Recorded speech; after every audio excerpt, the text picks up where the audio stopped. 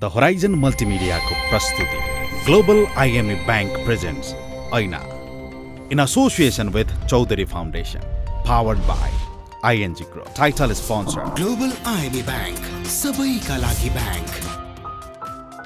in association with Chaudhary Foundation, powered by ING Group, transforming lives through education. co-sponsored by Machhapuchhre Bank Limited, सबल उत्कृष्ट एवं विस्तारित. supported by 2 p.m. noodles, lights are awesome. fueled by PLO Lubricants, an ISO certified company. education partner Expert Education and Visa Services. Rely on expert. remittance partner City Express Money Transfer, जहाँ नेपाली त्यहाँ City Express.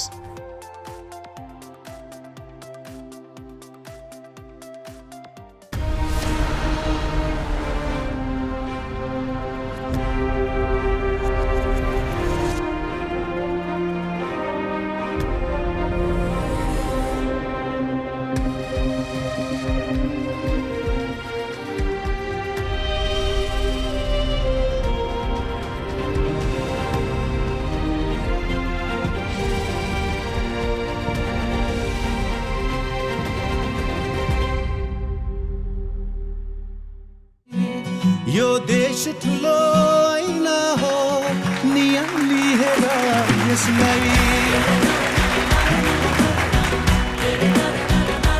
नमस्कार, म विश्व प्रकाश शर्मा कार्यक्रम ऐनामा यहाँहरूलाई स्वागत गर्दछु. मित्रहरू, हामी अदालतको ढोका कतिखेर ढकढक्याउँछौँ? जब हामीलाई अन्यायमा परेको महसुस हुन्छ.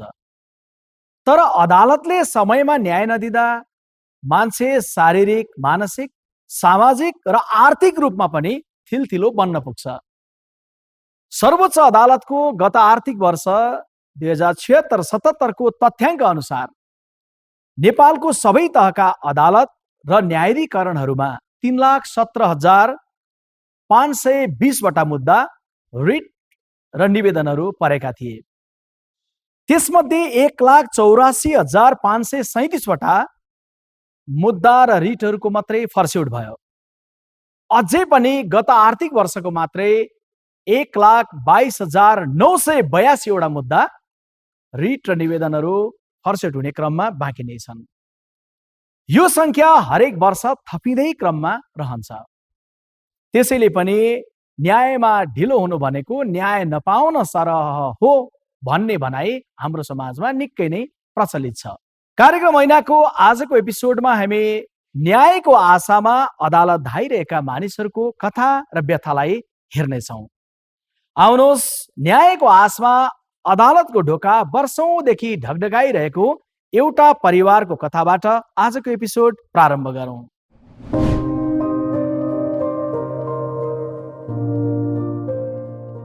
बैंकले धितो राखेको मैया श्रेष्ठको घर लिलामी गर्छु भनिरहन्छ. उनी थप ऋणपान गर्दै ब्याज तिरिरहन्छन्. अहिले उनी घर लिलाम नहोस् भन्दै सर्वोच्च अदालतको फैसलाको पर्खाइमा छिन्. सर्वोच्चको फैसलाले मैया श्रेष्ठको घर लिलाम हुनबाट बचाउने त होइन, तर ठगीमा परेर गुमाएको पैसा फिर्ता नआए काठमाडौँको दिल्ली बजार स्थित उनको घर गुम्न सक्छ. 3 छोरालाई अमेरिका पठाउन मैयाले बानेश्वरका अनुप खनाललाई 60 लाख रुपैयाँ दिएकी थिइन्. 4 महिनाभित्र अमेरिका पठाइदिने शर्तमा 2069 साल असार 15 गते कागज गरेर अनुपले पैसा बुझेका थिए. तर अनुपले न मैयाका छोराहरूलाई अमेरिका पठाउन सके, न पैसा नै फिर्ता दिए. त्यसपछि मैया श्रेष्ठ ठगी मुद्दा लिएर अदालत पुगिन्. 9 वर्षदेखि मुद्दामा अल्झिएकी मैया श्रेष्ठलाई न्याय मिलेको छैन. मैया श्रेष्ठले यो मुद्दा जिल्ला अदालत तथा पुनरावेदन अदालतमा जितिसकेकी छिन्. तर 2 वर्षदेखि उनको मुद्दा सर्वोच्चमा विचाराधीन छ.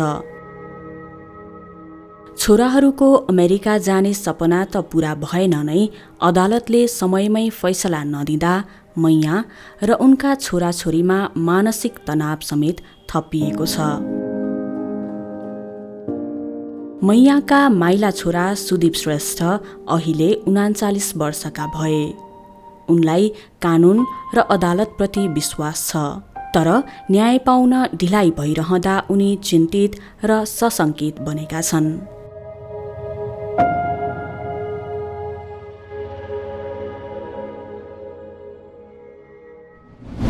न्यायका लागि वर्षौंदेखि गरिरहेको सङ्घर्षको कथा सुनाउन मैया श्रेष्ठ र उहाँका छोरा सुदीप श्रेष्ठ आज हाम्रो स्टुडियोमा उपस्थित हुनुहुन्छ। यहाँ दुवैजनालाई म स्टेजमा निमन्त्रण गर्न चाहन्छु।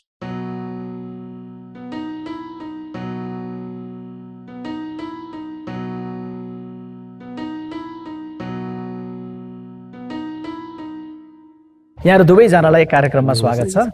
अहिले हामी छलफल गर्दै गर्दा भौतिक दूरी राखेकै छौँ। कोरोनाको प्रतिकूलता छ, तर भौतिक दूरी पनि छ, त्यसैले मास्क खोलिदिँदा पनि हुन्छ भन्न। धन्यवाद। मैयाज्यू, पहिलो पटक अदालत कहिले पुग्नु भएको थियो? कति सालमा? 2069 साल कार्तिक 15 गते, असार 15 गते उसको कागज गरे थियो 3 भाइ छोरा पठाउँछु भनेर। कार्तिक 15 गते टाइम सकियो। अनि मैले 16 गते गएँ उसको घरमा। अनि खोइ भनेर भनेको उसको श्रीमतीले, अनुप खनालको श्रीमतीले चाहिँ के भने उहाँ त बाहिर जानु भएको छ, मर्निङ वाकमा जानु भएको छ भनेर भने। त्यसो भनेपछि त्यो बच्चाले, उसकै छोराले के भन्यो भने होइन आमा, पापा त दराजमा हुनुहुन्छ भन्यो। पापा त दराजमा लुक्नु भएको छ, दराजमा हुनुहुन्छ भन्यो। अनि मैले दराज खोल भनेर, होइन चाबी पनि लिएर गएको छ, मर्निङ वाक गएको छ भन्यो। त्यो बच्चाले फेरि के भन्यो, एकैछिन भन्यो होइन नि आमा, दराजमाथि चाबी छ, पापा त दराजभित्रै हुनुहुन्छ, कहीँ पनि जानु भएको छैन भन्यो त्यो बच्चाले। भनेपछि त्यति भनेपछि मैले दराज खोलेर हेरेँ। दराजभित्र चाहिँ ऊ, बाहिर चाहिँ टन्न लुगाले उसलाई छोप्या रहेछ। अनि मैले यसो घिसारेर बाहिर तानेँ। दराजभित्र लुकेर बसिरहेको रहेछ। तानेपछि मैले भने मेरो पैसा खुर्कत देऊ, तब तिमीले मान्छे पठाउँदैन, मेरो पैसा देऊ भनेर भन्दाखेरि दिन्छु भनेर मलाई दिन्छु भनेर दिनभरि कुरायो। त्यसपछि उसले चाहिँ नि के अरे 3 गुने थानामा गएपछि न्यायाधिकरणमा मुद्दा चल्यो। त्यसपछि 4 महिना 5 महिना समथिङ कति महिना थुन्यो वैदेशिक रोजगार न्यायाधिकरणमा। अनि त्यहाँबाट 50 लाख धरोटीमा ऊ निस्केपछि मलाई कर्का भाल्यो। हेर्नुहोस्, कर्का पनि ऊ भयो, के अरे फैसला भयो। 2 वर्ष लाग्यो त्यो कर्का फैसला हुनलाई। फैसला भयो, यता न्यायाधिकरण फैसला भयो, फेरि कर्का लगाएर पुनरावेदन राख्यो। पुनरावेदनमा पनि फैसला भयो, आयो। फेरि त्यो के अरे वैदेशिक रोजगार पनि सर्वोच्च गयो। त्यो पनि टुङ्गिने बेलामा फेरि त्यो दोहोऱ्याइ पाऊँ भनेर कर्कापको लग्यो मुद्दा। कर्काप पनि को मुद्दा 74 साल भदौ 27 गते कर्काप पनि फैसला भयो र त्यो के अरे वैदेशिक रोजगारको सर्वोच्च पनि गरेको त्यो पनि फैसला भयो। दुईटै फैसला भइसकेपछि अनि फैसला कार्यान्वयनतिर लागियो। हेर्नुहोस्, जिल्ला अदालतमा फैसला कार्यान्वयनतिर लाग्यो। फैसला कार्यान्वयनमा लाग्दै उसले पुनरावलोकन दिएको रहेछ। पुनरावलोकनको उसले 4 महिनामा आदेश पायो। अहिले त्यो उसले 4 महिनामा आदेश पायो। मैले 2 वर्ष भयो न्याय पाए छैन। मलाई न्यायमा ढिला भयो, मेरो अरू कुनै गुनासो छैन, मलाई न्यायमा ढिलाइ भयो भन्ने मात्रै हो। जिल्ला अदालतमा फैसला हुन कति समय लागेको थियो? जिल्ला अदालतमा त्यसपछि उच्चमा कति लाग्यो अनि सर्वोच्च? 2 वर्ष लाग्यो। यो अहिले सर्वोच्चमा आएर चाहिँ 5 वर्ष भइसक्यो। सर्वोच्चमा आएर चाहिँ नि त्यहाँ बसिरहेको मुद्दा 5 वर्ष भयो। अहिले अन्त त खासै त्यति लाग्यो। तपाईहरुलाई के भनिएको छ त? तपाईहरुले के बुझ्नु भएको छ? ढिलाइ किन भएको रहेछ? अब के अरे पालै आएन, कहिले स्थगित, कहिले हेर्न नमिल्ने, कहिले हेर्न नभ्याउने, कहिले स्थगित, यस्तै भइरहेको छ मेरो मुद्दा। मलाई न्यायमा ढिला भयो मात्रै भन्ने गुनासो छ। यसमा मलाई गुनासो छ कि मलाई न्याय पाउँछु, नपाउने होइन, तर कहिले पाउँछु कहिले पाउँछु ठेगान भएन के। सुदीपजी, अमेरिका जाने भन्ने सोचाइ बनाउनु भयो। अमेरिका जाने चक्करमा त्यही सपनामा पैसा पनि खर्च भयो, पैसा पनि आएन, अदालत धाइरहनु परेको छ। तपाईको व्यक्तिगत जीवनमा यसले कस्तो असर परेको छ बताइदिनुहोस् न। जुन बेला म अमेरिका जाने भनेर आफ्नो एउटा इच्छा राखेको थिएँ, त्यति बेला म अलि यङै थिएँ। अब नेपालको हालत पनि त्यस्तै थियो होइन, काम गर्न गाह्रो। यहाँ जान पाइन्छ भने राम्रो हिसाबले गइन्छ भने अमेरिका जाने कसको इच्छा हुँदैन, जान्छु भनेर खोजेको। तर जान नपाइसकेपछि आफ्नै अब काम गर्नतिर लाग्यो होइन। तर त्यो बिचमा जति अब यो 10 इयर्समा यो तपाईँको न्याय जति किनले ढिलो गरिरहेछ यसमा त हामीलाई त एकदमै तपाईँको मेन्टल्ली नै प्रेसर भइसक्यो क्या 10औं वर्षदेखि एउटा मुद्दालाई झेलिरहनु पर्दाखेरि त मान्छेलाई कतिको प्रब्लम हुन्छ होइन मेन्टल्ली त प्रेसर दिएको एकदमै हेर्नुहोस् किनभने अब तपाईँको पैसा त्यत्रो बिग्रियो समय खेर गइरहेछ होइन अनि अमेरिका जान पनि पाइएन पैसा पनि फस्यो अनि व्यक्तिगत रूपमा रहर सपनाहरू पुरा गर्ने धेरै कुरा थियो अहिले के गर्दै हुनुहुन्छ मान्छेको इच्छा सबै पुरा त हुँदैन हेर्नुहोस् अब कति कुराहरू त सहेर पनि बस्नु पर्यो तर अब नेपालमा बसेर पनि आफ्नो ठाउँमा बस्न पाएको आफ्नो परिवारको वरिपरि बस्न पाएर खुसी नै छु अब सानो काम गरिरहेको छु जागिर खाएँ अहिले पछि आफ्नो एउटा सानो व्यवसाय गरिरहेको छु त्यतिमै खुसी छु अब नहुने कुराहरूको पछि लागेर पनि के काम जुन कुरा पहिल्यै फसिसक्यो होइन फेरि त्यसको पछि लागेर के काम अब आफ्नै ठाउँमा सानो भए पनि गरौँ भनेर बसिरहेको छु अब यो न्याय ढिलो प्राप्त गर्दै गर्दाखेरि भोगेको पीडा त छँदैछ हरेक दिन जब पालो आउँछ पेशी आउँछ अदालत पुग्नुहुन्छ पुग्दै गर्दा कस्तो सोच्दै पुग्नुहुन्छ फर्किँदै गर्दा कस्तो सोचाइका साथ फर्किनुहुन्छ जहाँ अब पहिले जहिले पनि अब पालो आउँदाखेरि त आशाले गइन्छ नि अब आज चाहिँ हुन्छ कि आज चाहिँ हुन्छ कि तर जहिले पनि निराशा भएर फर्किनुपर्छ कि मलाई चाहिँ सबभन्दा गजब के लाग्छ 1 नम्बरमा 2 नम्बरमा पर्या हुन्छ हेर्न भ्याइँदैन भनिदिन्छ हेर्न मिल्दैन भनिदिने स्थगित गरेछ यो के यो त तरिकै भएन यो 2 नम्बरको पनि हेर्न नभ्याउने कतिचोटि चढिसक्यो 2 वर्षमा 20 चोटि चढिसक्यो होला त्यहाँ तर एकचोटि पनि हेर्न नभ्याउने भन्ने पनि हुन्छ न्याय पाउनलाई के कारणले ढिलो हुँदो रहेछ हजुरको आफ्नो अनुभव चाहिँ के छ यो तपाईले भोगिरहनु भकै छ के कारण ढिलो हुँदो रहेछ के अब खै के कारण हो तपाईको बुझाइमा के लाग्यो खै मलाई त केही अदालत भित्रको मैले केही बुझ्नै मेलो मेसो के हो मैले बुझ्नै सकिनँ के म त आज त पक्कै हुन्छ भनेर म एकदम खुसी भएर जान्छु के अनि गेटमा जाँदाखेरि कहिलेकाहीँ स्थगित भनिदिन्छ के कारणले स्थगित भन्दाखेरि कहिले के भनेर हरेक कुरा गरेर चाहिँ त्यहाँ टारिराखेकै हुन्छ तर ठिकै छ टारे पनि केही थिएन होइन तर अब यत्रो भइसक्यो समय भएपछि त यो एउटै मान्छे धेरैचोटि यहाँ कोरोना आइसकेको छ होइन यसलाई त न्याय त हामीले दिनुपर्छ भन्ने त अलिकति सोच विचार चाहिँ हुनुपर्छ कि जस्तो लाग्छ तपाईहरु न्याय पाउनका लागि वर्ष त खर्च भइरहेछ पैसा पनि खर्च भइरहेछ यता पैसा पनि खर्च है उता बैंकले उतिकै पेलिराखेको हुन्छ ब्याजै तिर्दाको मलाई हैरान भइसक्यो के त्यो पनि त खर्चै हो त्यो त हैन बैंकले त छोड्दैन उले त 1 रुपैयाँ पनि छोड्दैन उसको त समय भएपछि उले जताबाट पनि उले त लिन खोजिहाल्छ उसको पाकेको चीज त लिन खोज्छ नि बैंक ब्याज त लिन खोज्दैन सम्पत्ति देश धेरै सिद्धियो कति सिद्ध्याए नि अब धेरै सिद्धि सम्पत्ति पनि भयो एउटा पुर्खौली सम्पत्तिहरू पनि यही कुरा कारणले गर्दाखेरि सक्यो भनौँ न हैन अब जस्तै एउटा अलि आनन्दले बस्न पाउने जिन्दगीलाई एकदम दुःखमै ठेलिराख्यो भनौँ न यो एउटा कानुनको हिसाबले गर्दा कानुनले गर्दाखेरि उनीहरूले समयमा यदि न्याय दिएको भए यति साह्रै पीडामा बस्न पर्दैन थियो होला सायद के भयो भने न्याय हुन्छ भन्ने छ अलिकति ढिलै भए पनि मैले न्याय चाहिँ पाउँछु नै भन्ने मलाई आशा छ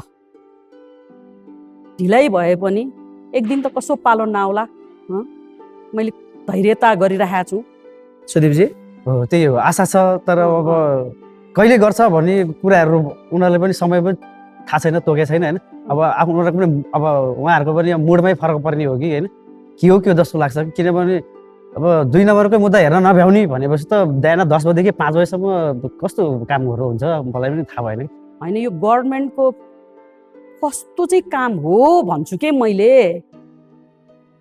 अब हेर्नुहोस् 6 ठाउँमा जितिसकेछ के 6 ठाउँमा कतिचोटि जित्ने कति ठाउँमा जित्ने अझै कति ठाउँमा अझै कहाँ जानुपर्ने हो कि त मलाई त्यो वे देखाइदिनु पर्यो होइन जहिले जित्ने मात्रै भयो जित्ने तर जितेर पनि न्याय चाहिँ फेरि ठ्याक्कै प्राप्त गरेको अनुभूति नहुने के जित्नलाई कानुनले जाने हुनुपर्ने कागजमा मात्रै सीमित भइरहेछ के अहिले कागजमा जितिएको छ कार्यान्वयनमा छैन कार्यान्वयनमा केही पनि जिरो छ सर्वोच्चमा अड्किरहेछ सर्वोच्चमा अड्किरहेछ सबभन्दा त गजब लागेको कुरा कति ठाउँमा जित्नुपर्छ भन्ने त्यही त 6 ठाउँमा जितिसक्यो अझै कति ठाउँमा कति वर्षमा टुङ्ग्याउने अझै मैले कहाँ जानुपर्ने कि त मलाई त्यो वे देखाउनु पर्यो 4 महिनामा पुनरावलोकन पाउने 10 वर्षमा न्याय नै नपाउने त उसले चाहिँ नि राखेको 4 महिनामा पुनरावलोकन राखेको 4 महिनामा उसले न्याय पायो मेरो भनाइ पनि सर्वोच्चमा त्यही नै हो क्या मैले उहाँहरू सबैलाई त्यही नै भन्छु के उसले 4 महिनामा पायो मैले 2 वर्षमा पनि पालो पनि नपाउने न्याय पनि नपाउने कस्तो हो भनेको के मैले चाहिँ ढिलै भए पनि मैले अदालतबाट न्याय पाउँछु भन्ने चाहिँ मलाई पूर्ण आशा छ मित्रहरू ढिलो न्याय हुनु न्याय नहुनु हो सरह हामी भन्दै नै आएका छौँ हामी आशा गर्छौँ सम्मानित सर्वोच्च अदालतमा चलिरहेको उहाँहरूको यो न्यायको लडाई चाँडै उहाँहरूले न्याय प्राप्त गर्ने गरी टुङ्गोमा पुग्नेछ। तपाईँहरू दुवैजना कार्यक्रममा सहभागी हुनुभयो, यहाँहरूलाई धेरै धन्यवाद दिन चाहन्छु। हजुरलाई पनि तपाईँहरूलाई धन्यवाद। चाँडै न्याय प्राप्त होस्, हाम्रो धेरै शुभेच्छा छ। हस्। भनिन्छ न्याय बिना शान्तिको कल्पना गर्न सकिँदैन। शान्ति भनेको युद्ध नहुनु मात्रै बिल्कुलै होइन, अन्यायमा परेकाले न्यायको अनुभूति गर्नु खास अर्थमा शान्तिको अनुभूति हो, हामी यो मान्दछौँ। तर न्यायका लागि वर्षौं कुर्नु पर्दा त्यसले हामी बसिरहेको समाजमा अशान्तिको दिशातर्फ सङ्केत गरिरहेको पक्कै छ भन्ने हामी सोच्दछौँ। कार्यक्रममा अहिलेलाई छोटो विश्राम, हामी आउनेछौँ केही बेर पछाडि।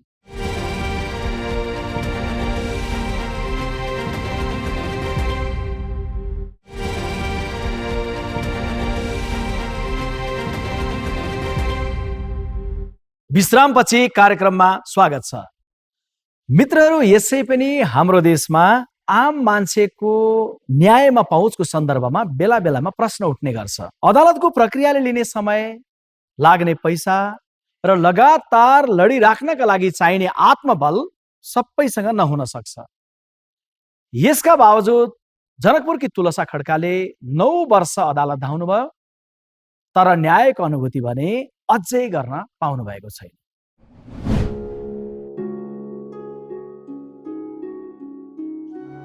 सिन्धुली भिमानकी तुलसा खड्का जनकपुरमा किराना पसल चलाएर जीवन धान्छिन्। 2061 साल वैशाख 11 गते जनकपुरका देवेन्द्र खड्कासँग बिहे भएपछि उनी यहाँ आएकी हुन्। विवाह भएको केही वर्षपछि उनीमाथि हिंसा सुरु भयो। श्रीमानले कुटपिट मात्र गरेनन्, घरबाटै निकाल्न खोजे। श्रीमानको व्यवहारले आजित भएकी तुलसाले प्रहरीमा उजुरी दिइन्। घरमा मलाई रुम दिनु भएन, मलाई गोठमा राखिदिनु भयो, भैँसीको ठाउँमा मलाई राखिदिनु भयो, बाख्राको उसमा गोठमा। त्यसै राखेर पनि मलाई घरको बारीको माटो दिनु भएन। मैले छिमेकीहरूसँग मागेर सबैसँग मारेर रोइ कराइ गरेर मैले एउटा कोठा तल एउटा कोठा माथि बस्ने बनाएँ। उहाँले बाँसको टाटी लाएर छाडिदिनु भयो, जस्तो भैँसीको गोठ मुत त्यस्तोमा मलाई छाडिदिनु भयो। मेरो छोरी लिएर म त्यसरी रोएर म बसेँ। तुलसाले श्रीमानसँगै बसेर आफूले बारम्बार अपमान र हिंसा सहनुभन्दा अलग्गै बस्नु उचित ठानिन्। छोराछोरीलाई हुर्काउन र पढाउनका लागि उनले सासू ससुरासँग पैतृक सम्पत्ति मागिन्, तर पाइनन्। त्यसपछि अंश दाबी गर्दै उनले 2067 सालमा जिल्ला अदालत धनुषामा मुद्दा हालिन्, तर फैसला हुन झण्डै 9 वर्ष लाग्यो। 2 वर्ष 3 वर्षमा हुनुपर्ने हो घरेलु हिंसा अंश मुद्दा भनेको चाहिँ। अब अदालतले नै मलाई झुलाइदियो। अब पैसा नभएर हो कि के हो, मलाई त्यस्तै लाग्छ। हुने खानीको अब धनी मानीको त बोल्ने मान्छे पनि हुन्छन्, त्यसमा पैसा पनि दिन सक्छन्। हामी गरिब दुखीको र पीडित महिलाको चाहिँ के हुन्छ र अब त्यही पैसा नदिन सकेको कारण चाहिँ यस्तो भएको होला जस्तो लाग्छ। एकातिर छोराछोरीको रेखदेख र पढाइ अनि अर्कोतिर मुद्दा मामिलाको झन्झटले तुलसाको जीवन कष्टपूर्ण बनेको छ। 1 वर्ष अघि अदालतले उनको पक्षमा फैसला त गर्यो, तर उनले न्याय पाएको महसुस गर्न सकेकी छैनन्।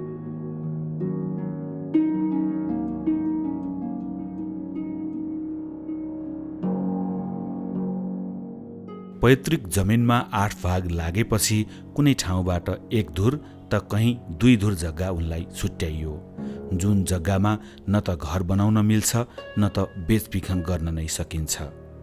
फैसला चित्त नबुझेपछि पुनः डोर खटाइ पाऊँ भनेर उनी अदालत जाने तयारीमा छिन्।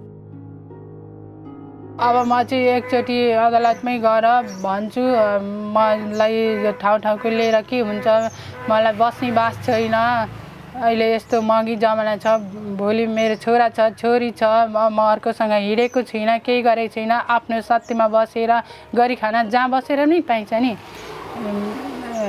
भनेर चाहिँ म भन्छु। अब अदालत जान्छु एकचोटि। ढिलो गरी आएको फैसलाले तुलसालाई अंश त दिलायो, तर त्यो अंश उपभोग गर्न मिल्ने अवस्था रहेन। पुनः अदालत जाने सोचमा रहेकी तुलसालाई थाहा छैन फेरि फैसला हुन कति समय लाग्ने हो।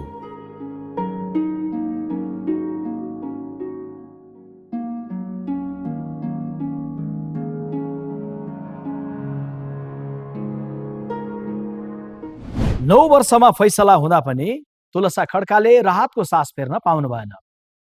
उहाँ फेरि अदालतको ढोका घचघच्याउन जाँदै हुनुहुन्छ। आफ्नो र बच्चा समेतको जिम्मेवारी एक्लै बोकेर उहाँले अझै कति वर्ष अदालत धाउनु पर्ने हो, टुङ्गो छैन। मित्रहरू, हाम्रो न्यायालयले घरेलु हिंसामा परेर अधिकार खोज्न निस्कनु भएकी तुलसा खड्कालाई मात्रै होइन, मानव बेचबिखन जस्तो जघन्य अपराधमा पनि पीडितलाई न्याय दिन ढिलाइ गर्ने गरेको उदाहरण हामीले प्रशस्तै भेटेका छौँ। आउनुहोस्, मानव बेचबिखन विरुद्धको राष्ट्रिय सञ्जालकी अध्यक्ष चरिमाया तामाङ र मानव बेचबिखन विरुद्ध वकालत गरिरहनुभएका अधिवक्ता दिलीप कोइरालासँग संवाद गरौँ।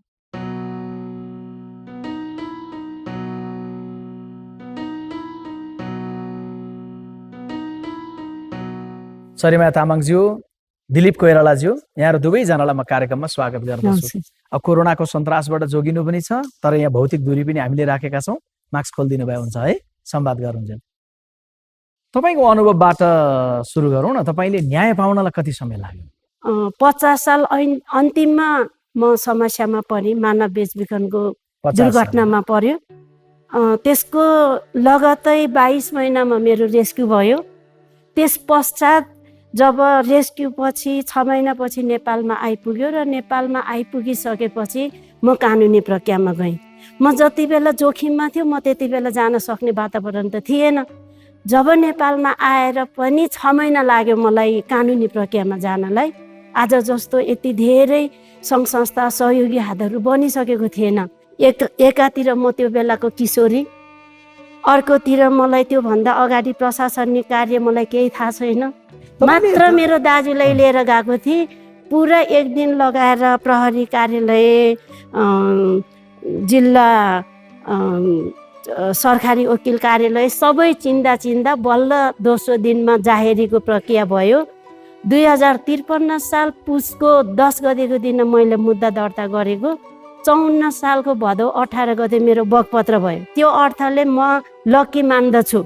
तपाईँले चाहिँ त्यो बेला यति धेरै सहयोगी हातहरू पनि थिएनन्। दाजु एकजना अघि लाएर जानुभएको रहेछ, चाँडै तपाईँले न्याय पाउनुभयो। तर आज त धेरै सहयोगी हातहरू साथ लिएर जाँदा पनि तपाईँको जस्तै मुद्दामा कैयौँले ढिलो न्याय पाइरहनु भएको छ, फैसलै नभइरहेछ। यो चाहिँ कारण के बुझ्नुभयो तपाईँले? अब यसमा चाहिँ मैले मेरो कुरा गर्दाखेरि त त्यो त मात्र जिल्ला अदालतको कुरा हो। तर जिल्ला अदालत पछाडिको अवस्थाहरू त म त अन्योन अवस्थामा, कति बेला पुनरावेदन गयो त्यति बेलाको समयमा, कति बेला कहाँ टुङ्ग्यो मलाई केही थाहा भएन। मात्र यति थाहा भयो 10 वर्ष जेल चलान भयो, त्यति हो।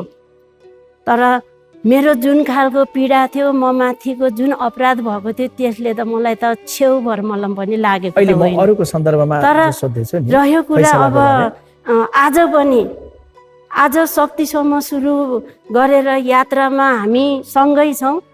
यसरी जुट्दा क्रममा 24 वर्ष पार गरिसक्यो शक्तिसम्मले।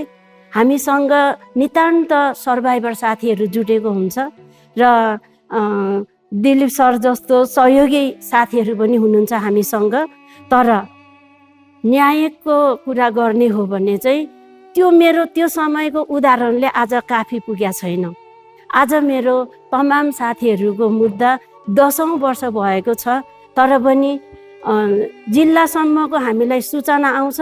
त्यस पछाडिको प्रक्रिया कुन तहमा पुग्यो र के हुँदैछ भन्ने हामीसम्म आइपुग्दैन। दिलीपजी, मानव बेचबिखनको सन्दर्भमा जति पनि फैसला हुँदा ढिलाइ भएकाहरू त थुप्रै कथा आउँदै नै छन्। सबभन्दा छिटो भएको कुनै फैसला सम्झिदिनुहोस् न, कति समयमा भएको थियो? जिल्ला अदालतबाट एकदम छिटोमा त 3 महिना पनि भएको छन्। 3 महिना पनि भएको छन् मलाई जानकारी भए अनुसार। तर जिल्ला अदालतमा मात्रै भएर मुद्दाको अन्तिम किनारा त लागेन, त्यसपछि उच्च जाने, त्यसपछि फेरि सर्वोच्च जाने हुन्छ। त मैले 2011 मा त्यतिखेर एउटा मुद्दा हामीले सुरु गरेका थियौँ सिन्धुपाल्चोकबाट, र आजको दिनमा चाहिँ त्यसको क्षतिपूर्तिको लागि हामी तयारी गर्दैछौँ। भनेपछि तपाईँ आफै जोड्नुहोस्। अहिले 2021 चल्दैछ, 2011मा सुरु भएको मुद्दा 2021मा एउटा पीडिताले चाहिँ क्षतिपूर्तिको लागि चाहिँ जिल्ला अदालतमा फेरि फैसला कार्यान्वयनमा जाँदैछ भने त्यो बेलाको ग्याप चाहिँ कहाँ, उसले न्याय पाए कि पाएन भनेको जिल्ला अदालत पुनरावेदन, त्यतिखेरको पुनरावेदन अहिले उच्च हुँदै सर्वोच्चबाट फैसला भएर अब हामी क्षतिपूर्तिमा जाने बेलामा चाहिँ लगभग 10 वर्ष बितिसकेको छ। 10 वर्ष पछाडि एकजना पीडितले क्षतिपूर्ति लिनको लागि मात्रै कुरेर बस्ने अवस्था छ कि छैन। त्यही भएर मैले चाहिँ कहिलेकाहीँ के भन्छु भने न्यायमा पहुँचको लागि, न्यायमा पहुँच होइन, पीडिताहरूको अदालतसम्म चाहिँ पहुँच भएको छ कि फैसला हुने बित्तिकै चाहिँ न्याय पाएको मान्न मिलेन।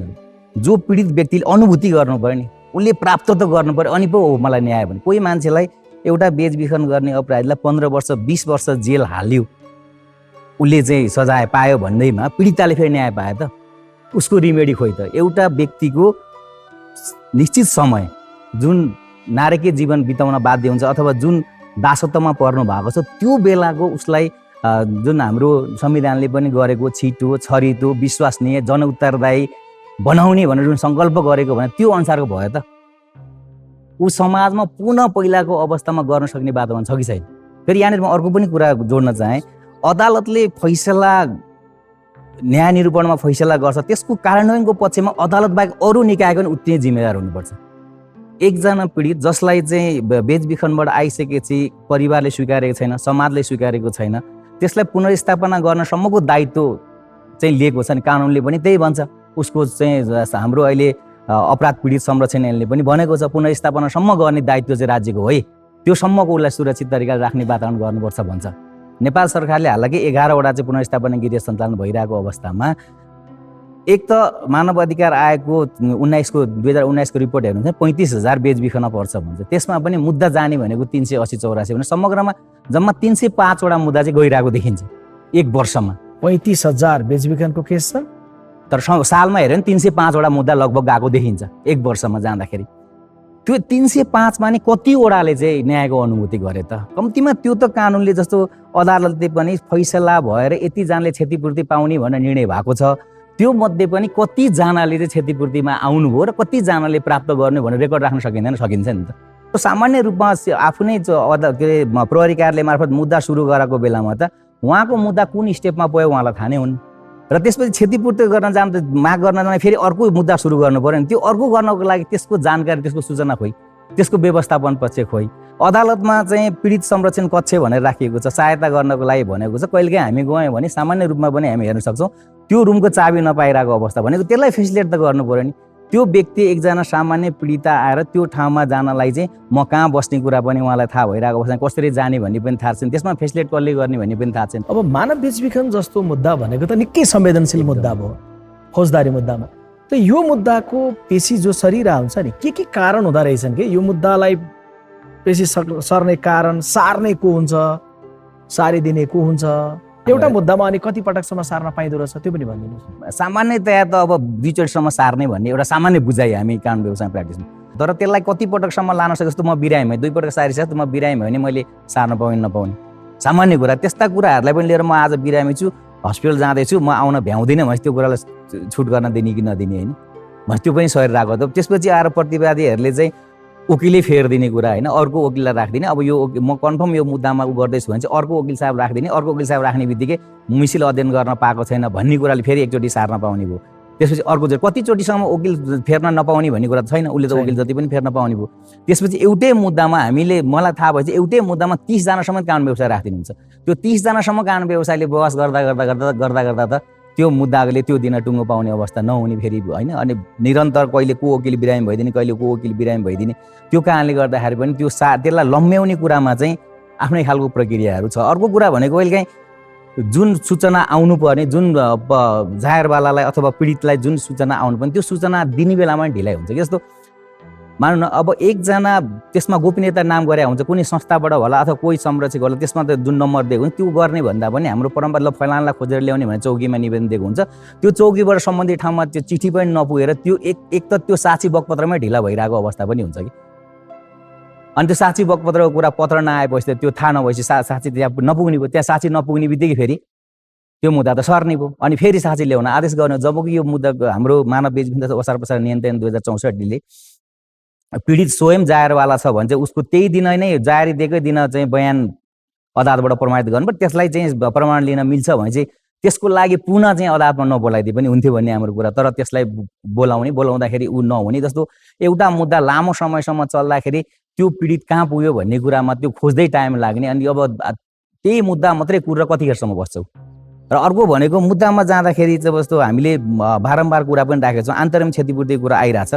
मुद्दा गरेकै बेलामा चाहिँ उसलाई अन्तरिम क्षतिपूर्ति, मुद्दा फैसला भएर उसले क्षतिपूर्ति पाउने बेलासम्म चाहिँ त्यो बेलाको अवधिसम्म ऊ के गरी बस्छ, उसको जीवनयापन कसरी हुन्छ होइन, त्यो कुरा भइरहेको छ। र पछि तपाईँले हेर्नुभयो भने चाहिँ अधिकांश कतिपय मुद्दाहरूमा चाहिँ होस्टाइल जुन भन्छौँ नि, जायरवाला नै उल्टिने अवस्था छ। किन तपाईँको मुद्दा चल्दै जाँदा 10 वर्ष लाग्ला, 8 वर्ष लाग्ला, त्यो बेलासम्म कसरी चल्छ, त्योभन्दा बरु तिमीलाई म अहिले नै यति रुपियाँ दिन्छु, बरु मैले होइन गएर भनिदेऊ भनेपछि त्यो होस्टाइल हुने सम्भावना। त्यस कारणले यदि न्यायमा ढिलाइ भएको कारणले गर्दा नै त्यसपछि त्यसरी भनेर जाने। त्यस कारणले एक त अघि हजुरले भने जस्तै न्यायमा ढिलाइ हुनु भयो, न्याय नदिनु हो। एक त अनुभूति गर्न नपाउनु पनि न्याय नपाउने हो कि। एउटा भनौँ न, एकजना किशोरी 16 वर्ष वा 17 वर्षमा आएर मुद्दा सुरु गर्छ, ऊ 40 वर्षसम्मको हुँदा फैसला कार्यान्वयनमा जान सक्ने अवस्था हुँदैन भने अर्को व्यक्तिले त्यो हेरेर फेरि अदालतमा किन जान्छ त, अथवा मुद्दा गर्न किन जानु पर्यो। व्यक्ति भन्दा पनि सिस्टमको कुरा गरे अन्त होल सिस्टममै न्याय प्रणालीमै चाहिँ पीडितहरूलाई पीडित मैत्री वातावरणमा बसेर त्यो कुरा चाहिँ मुद्दा लड्नको लागि उहाँहरूलाई त्यो सहज वातावरण हुनुपर्छ भन्ने कुरा अहिलेको साँच्चै यो जुन पीडित संरक्षण ऐनले पनि त्यो कुरा बोलिसकेको अवस्थामा त्यसलाई जस्ट कार्यान्वयन गर्न मात्रै फेसिलिटेट गर्यो भने त नयाँ कानुन पनि हामीलाई चाहियो नि, भइरहेको कानुनबाट फेसिलिटेट गर्ने कुरा। अर्को क्षतिपूर्तिको लागि पनि के भनेको छ भने 50% जरिमानाको 50% नघट्ने गरी दियोस्। हामीले भनेको क्षतिपूर्ति दिने भन्ने कुरा जरिवानालाई नजोड्दै हुन्थ्यो। जरिवाना पीडकसँग लिने कुरा राज्यको दायित्व हो, तर राज्यले संरक्षण गर्न नसकेर एकजना व्यक्ति पीडित हुन्छ भने त्यसलाई क्षतिपूर्ति दिने काममा त राज्यले दिनु पर्यो र पीडकसँग उठाउने जिम्मेवारी चाहिँ राज्यले लिनु पर्यो। शर्माजी, अहिले उहाँले होस्टाइलको कुरा गर्नु पनि पीडितले पर्खिँदा गर्ने अनि न्याय प्राप्त नहुने बजे बरु होस्टाइल गरेर टुङ्ग्याउने सरकारवादी मुद्दा हो नि यो त। यस्तो कुरामा सरकार कति संवेदनशील भएर लागेको पाउनु भएको छ? हुँदै नभएको होइन, पछिल्लो यो समयहरूमा केही प्रक्रियाहरू अगाडि बढेको छ, तर यो नै काफी चाहिँ होइन। अझै धेरै कामहरू सुधारेर लानु छ। सबैभन्दा पहिलो सुधार्न पर्ने भनेको प्रभावित मैत्री वातावरण सिर्जना गर्नु छ र कार्यान्वयनमा ल्याउनु छ। र त्यो सँगसँगै मलाई यो न्यायसँग कुरा गर्दाखेरि जहिले पनि पहिलो त अखाडाले देखाएको छ कि कति सङ्ख्यामा हुन्छ मानव बेचबिखन र न्यून कति चाहिँ सङ्ख्यामा कानुनी प्रक्रियामा जान सक्छ होइन। बल्ल तल्ल जो जति जान सक्नु भएको छ, तर उहाँहरूलाई कम्तीमा पनि साक्षी संरक्षणको पहल त हुनुपर्छ नि। जबसम्म एउटा प्रभावित व्यक्ति समस्यामा पर्यो, पीडित अवस्थामा थियो, आज उहाँ चाहिँ न्यायको ढोकामा पुगेको छ, मलाई बचाउनको लागि मात्र होइन कि मलाई समस्यामा पार्ने व्यक्तिद्वारा अर्कोलाई समस्यामा नपारोस् भन्नको खातिर लडेको हो है। त्यो परिस्थितिको व्यक्ति र परिवारलाई पनि सुरक्षाको प्रत्याभूति गर्न नसक्नु पनि एउटा कानुनी प्रक्रियामा जान नसक्नुको अखडा हो। र अर्को भनेको निरन्तर सुनाइ नहुने, समयमा न्याय नपाउने र समयमा आवश्यकता अनुसार सहजीकरणको बाटो प्रभावित मैत्री वातावरण नपाइसकेपछि त कसरी जान सक्छ। र त्यो सँगसँगै अर्को सबैभन्दा बढी हामीले महसुस गरेको अखाडा के हो भने जबसम्म मानव बेचबिखन जस्तो जघन्य अपराधलाई राजनीतिक मुद्दा बनाइँदैन, हरेक दलले आफ्नो एजेन्डाभित्र यो विषयलाई उठान गर्न सकिँदैन, तबसम्म तपाईँ हामी यो सञ्चार माध्यमबाट जति लबी गरे पनि, हामी जति ग्राउन्डमा उत्रे पनि, जति लयर साथीहरूले चाहिँ ओकालत गरे पनि त्यति सहज नहोला त होइन, सहज रूपमा छिटो हुँदैन भन्ने लाग्छ। राजनीतिले नै यसलाई विशेष सम्बोधन गर्नुपर्छ। यो पनि बताइदिनुहोस् न कि तपाईँसँग त न्याय नपाएका, ढिलो न्याय भयो भनेर पीडित भइरहेका अनेक वेदना तपाईँसँग व्यक्त गरिरहनु भएको हुन्छ नि, उहाँहरूको मनोदशा कस्तो हुन्छ त्यो बताइदिनुहोस् न। यो कानुनी प्रक्रिया ढिला हुने भनेको चाहिँ स्वयं सर्भाइभरहरूलाई एकलाई हेरेर अर्कोलाई पनि निरुत्साहित बनाउनु हो। जे गर्नु छ जे समयभित्र त्यो नभइसकेपछि भोलिको लागि योजना बनाउन सक्दैन। एक त एउटा समस्याको जन्जिरले बाहिर बल्ल निस्किन खोजेको छ, त्यही माथि काँडाको बार लगाइदिए जसरी त्यो अल्झिराखिसकेपछि अगाडिको कदम चाल्न सक्दैन। सम्बन्धित व्यक्तिको योजनामा हार्स हुन्छ, समय नाश हुन्छ। अर्को भनेको तनाव हुन्छ, कति बेला के हुने हो। यो अहिले कानुनी प्रक्रियाको कुरा गर्दाखेरि त अपराधीले सजाय पाउनुपर्छ भन्ने भन्दा पनि प्रतिशोधको भावनालाई चाहिँ उत्पादन भएको छ। अपराधी पक्ष जो काठघरमै छ भने पनि उसको परिवार, उसको नातागोतातर्फबाट चाहिँ सम्बन्धित कानुनी प्रक्रियामा गएको व्यक्ति र व्यक्तिको परिवारलाई चाहिँ दबाब दिइराखेको हुन्छ। जति बेला पनि जे पनि गर्न सक्ने भनेर तनाव दिइराखेको हुन्छ। त्यो भनेको एउटा प्रतिशोधको वातावरण पनि उब्जियो। यी कुराहरू आउँछ भनेर डरले पनि जाँदैन र गइसकेकोलाई चाहिँ भयभाव अवस्था हुन्छ। परिवारमा जान सकिँदैन। बल्ल तल्ल परिवारमा गयो भने पनि यदि म मुद्दा लडिराखेको छु, म परिवारमा गएको छ भने मेरो कारणले मेरो परिवारलाई समेत असर पर्छ। कुटपिट आउने हो कि हत्या हिंसा गर्ने हो कि पशुजन्य सम्पत्ति नाश गरिदिने हो कि मेरो घटनामा भएको हो, अरू साथीको पनि हुन सक्ने सम्भावना छ। मैले मेरो उदाहरण दिएँ, अरूको पनि धेरैवटा भएको छ।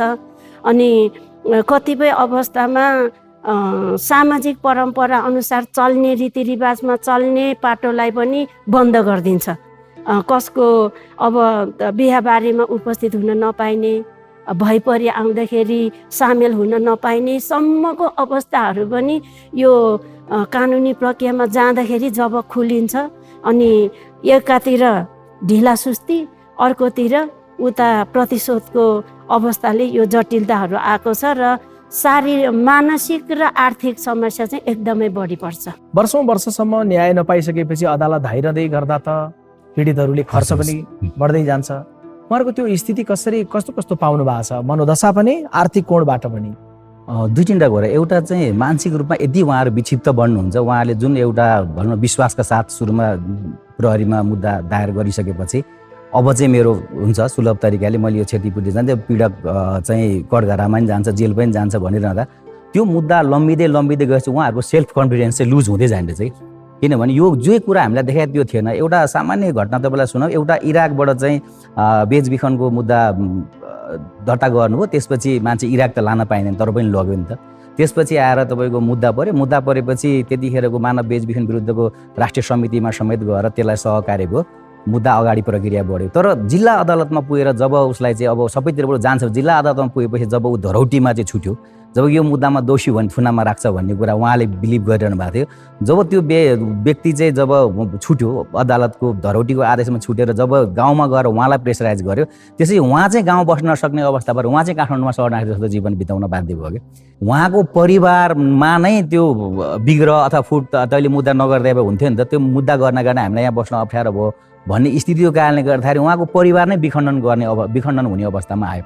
र अर्को सामान्य कुराहरू पनि मुद्दा प्रक्रियामा जब ढिलो हुँदै जान्छ उहाँहरूमा मानसिक सँगसँगै आर्थिक कुराको जीवन त चलाउनु पऱ्यो नि होइन। तपाईँको यो जुन जीवन कसरी अगाडि बढाउने भन्ने कुराको उहाँहरूले त्यो एउटा पहिचान गर्नु, अगाडि जानको लागि मेरो मुद्दा फैसला हुन्छ अनि म यसरी गर्छु भनेर सोच भने त्यसमा पनि त्यसले चाहिँ ठुलो असर गरेन। किनभने मेरो मुद्दा फैसला भएको छैन, म कहाँ जाने हो, के गर्ने हो होइन, मेरो अगाडिको जीवन सुरुवात गर्न म कसरी गर्ने भन्ने कुराले चाहिँ अर्को फेरि उहाँहरूमा चाहिँ त्यो तनाव सुरु हुने र तपाईँको आर्थिक अवस्थामा पनि उहाँहरूलाई चाहिँ एकदमै विचलन ल्याउने अवस्था चाहिँ हुँदो रहेछ। किन भन्दाखेरि तपाईँको जुन बेलामा उहाँहरू आएर मुद्दा सुरुवात गर्नुहुन्छ, त्यो मुद्दा सुरुवात गरेर क्षतिपूर्तिसम्म पुरेर बस्न सक्ने अवस्थामा त त्यतिखेरसम्म उहाँको जीवन सहज रूपमा चल्न, जुन अर्को कुराले चाहिँ उहाँलाई सपोर्ट सिस्टमहरू हुन्थ्यो, त्यो सपोर्ट सिस्टमहरू चाहिँ क्रियाशील नहुँदाखेरि होइन, राहत कोषको कुराहरू गरिरहँदाखेरि सबै स्थानीय निकायहरूले त्यो कुराहरूमा चाहिँ त्यति साह्रो ध्यान नपुर्याइदिँदाखेरि हुन्छ।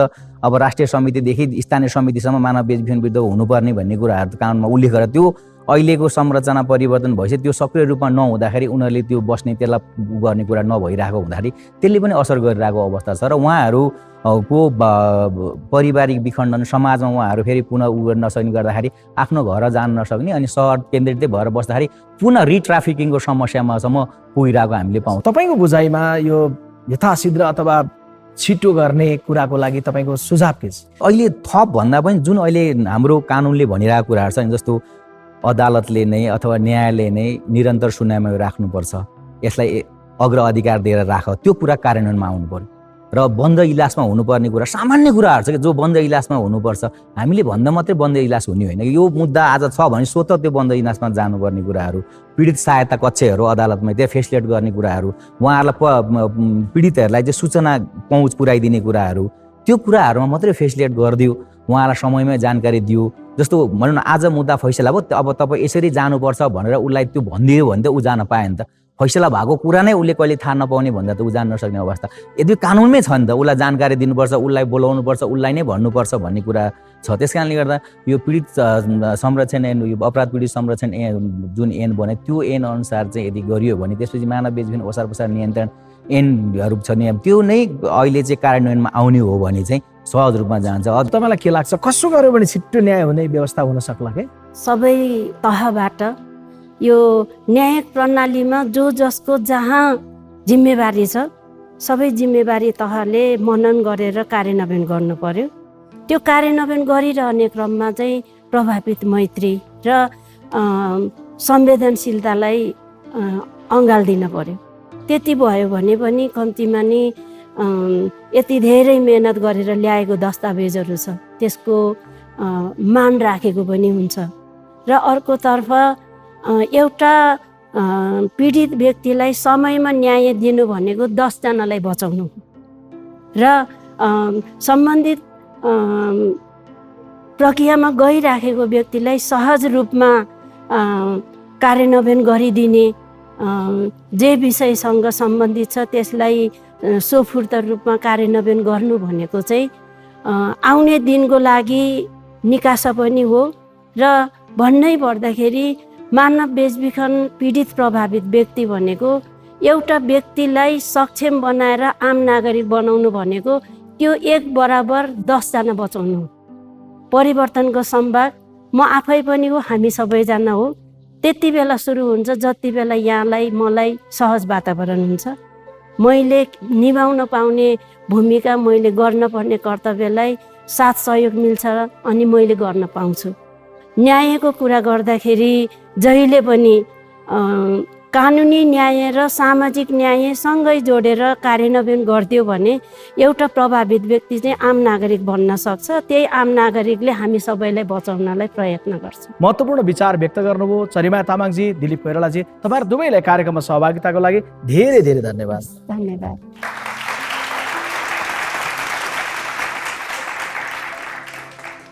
मानव बेचबिखनका पीडितका लागि परिवार, आफन्त, साथीभाइ र समाज नै अन्याय हुने गरेको उदाहरणहरू पाइन्छन्। यस्तो बेलामा न्यायालय नै एक मात्र मलम लगाउने ठाउँ हो। तर न्यायालयले नै न्यायका लागि वर्षौं कुराउँदै गर्दा पीडित कहाँ जाने? कार्यक्रम महिनामा देशको तस्बिर हेर्ने क्रम जारी रहनेछ। हामी आउनेछौँ केही बेरको विश्रामपछि।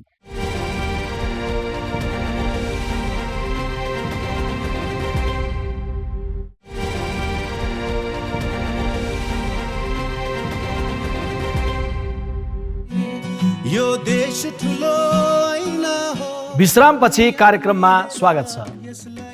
जब कुनै विषयमा मानिसले आफूलाई अन्याय भएको अनुभव गर्छ र समाजले उसको कुरो मान्दैन नि, तब अन्तिम उपायका रूपमा ऊ अदालतको शरणमा पुग्छ।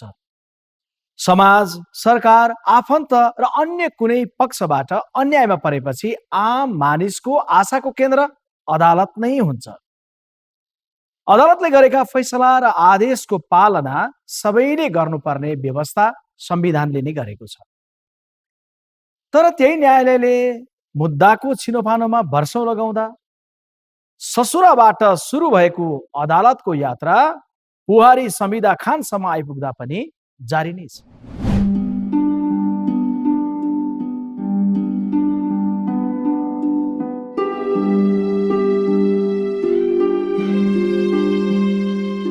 बाँके कम्दी निवासी समिदा बेगमको जिन्दगी अभावमै बितिरहेको छ।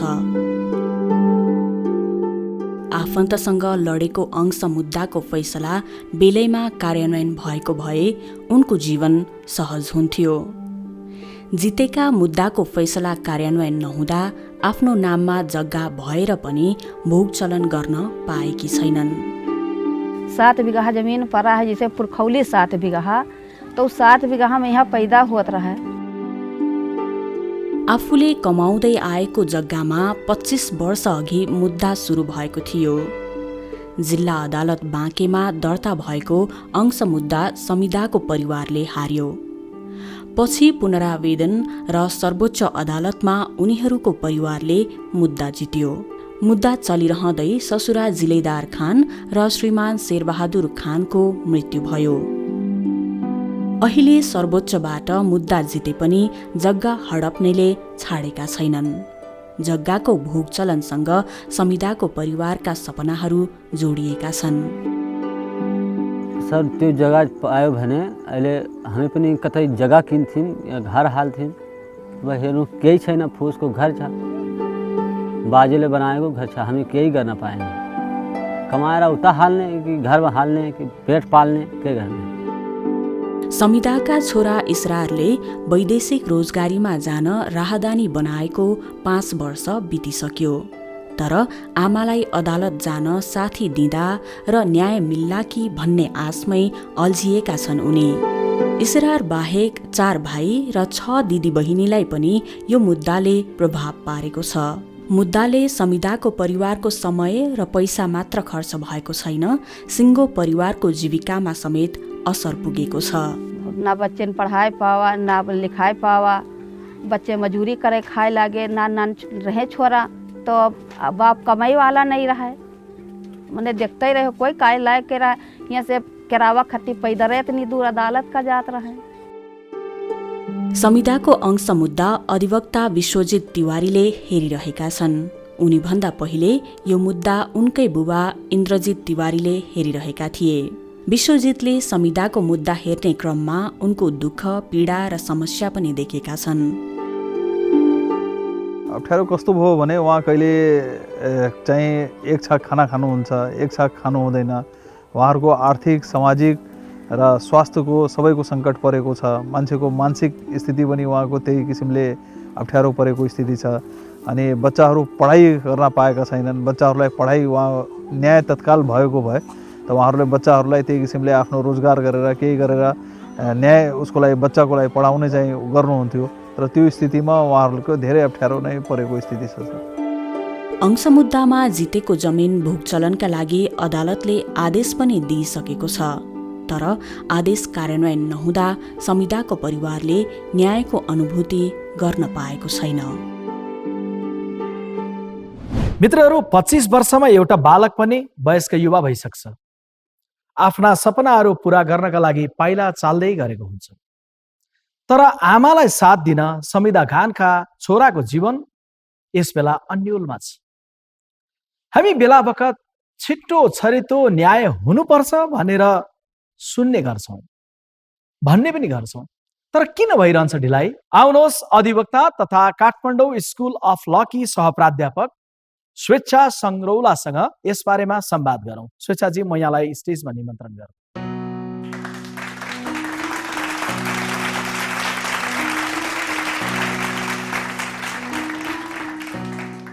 स्वेच्छाजी, यहाँलाई कार्यक्रममा स्वागत छ। कोरोनाको कारण मास्क लगाइरहनु भएको छ, तर हामी भौतिक दूरीमा पनि छौँ। अहिले संवाद गर्दा खोलौँ है। यो न्यायमा ढिलाइ हुने विषयलाई प्राज्ञिक कोणबाट कसरी हेर्ने गर्नु भएको छ? कानुन पढ्न आएका केही विद्यार्थीहरूले सोध्छन् यो अदालतको 1 मिनटको मूल्य के र न्यायको प्रतीक्षार्थीको 1 मिनटको मूल्य के। यसको बडो गाह्रो छ, किनभने अधिवक्ता भएर आफूले वास्तविकता पनि देखेको हुन्छ, यस्ता कथाहरू, मार्मिक कथाहरू सुनेको पनि हुन्छ। तर पढाउने के? यसलाई अलिकति प्राज्ञिक दृष्टिकोणले हेर्दाखेरि यो बदनियत होइन, यो प्रणालीगत जुन एउटा चुहावट छ त्यसको कारणले न्यायमा ढिलाइ भइरहेको छ। र यसमा विभिन्न अध्ययन पनि भएको छ। म आफू मास्टर्सको लागि म अमेरिकामा पढ्न गएको थिएँ। यो समस्या त्यहाँ पनि हो र त्यहाँ एउटा मुद्दा पर्यो। हेर्नुहोस्, महत्त्वपूर्ण मुद्दा छ यो। न्युयोर्कमा ब्रोङ्क्सको फौजदारी अदालतमा एकजनाको मुद्दा चलिरहेको रहेछ। उहाँले न्युयोर्कलाई नै मुद्दा हालिदिनु भयो। के भन्नुभयो भने तपाईँहरूको त्यत्रो ब्याकलग छ, तपाईँले मलाई न्याय दिन सक्नुहुन्न, म यतिचोटि अदालत धाइसकेँ, मलाई क्षतिपूर्ति दिनुहोस् भनेर उहाँको फौजदारी मुद्दा त चलि नै रहेको थियो। र न्यायाधीशले भन्नुभयो यस्तो पनि मुद्दा लिएर आउने हो, हामीसँग न्यायाधीशै कम हुनुहुन्छ, यसलाई हटाउँ भनेर यो डिसमिस भयो मुद्दा। तर यसले बडो एउटा उठायो भने बहस सिर्जना गर्यो। यो प्रणालीमा चुहावट भएपछि यो बढी हुने रहेछ। त्यही भएर उत्पादनशीलताको कुरा छ र एकजना मात्र न्यायाधीशले चाहेर पनि अथवा एउटा मात्र अदालत चाहिँ रचनात्मक भएर पनि नहुने रहेछ। सो यो चाहिँ के गर्न सकिन्छ? तपाईँहरूको अध्ययन, तपाईँको बुझाइ, विश्लेषण के छ? यसका लागि एउटा यसलाई डिस्प्युट सिस्टम डिजाइन, विवाद निरूपण डिजाइन भन्ने एउटा कोर्स चलाइएको रहेछ। जस्तै कोभिडको बेलामा अहिले अमेरिकामा अनलाइन भए पनि अदालतहरू चलिरहेका छन् र म बसिरहँदाखेरि मैले एउटा अन्वेषण गर्ने मौका पाएँ। यो वासिङटन डिसीको अदालतमा घरेलु हिंसा इकाइले चाहिँ के गरिरहेको रहेछ भने अनलाइन मुद्दा गर्ने। र एउटा बडो मार्मिक उदाहरण छ, एकजना महिला घरेलु हिंसाको शिकार भइन् र उनी टोयलेटमा कमडमा बसेर जुमबाट उहाँ अदालतमा जजसँग कुरा गरिरहनु भएको छ। र पछि न्यायाधीशले भन्नुभयो अरे पहिलोचोटि, अनि पछाडि जसले आफूलाई हिंसक बाहिर छ, ढोका बाहिर।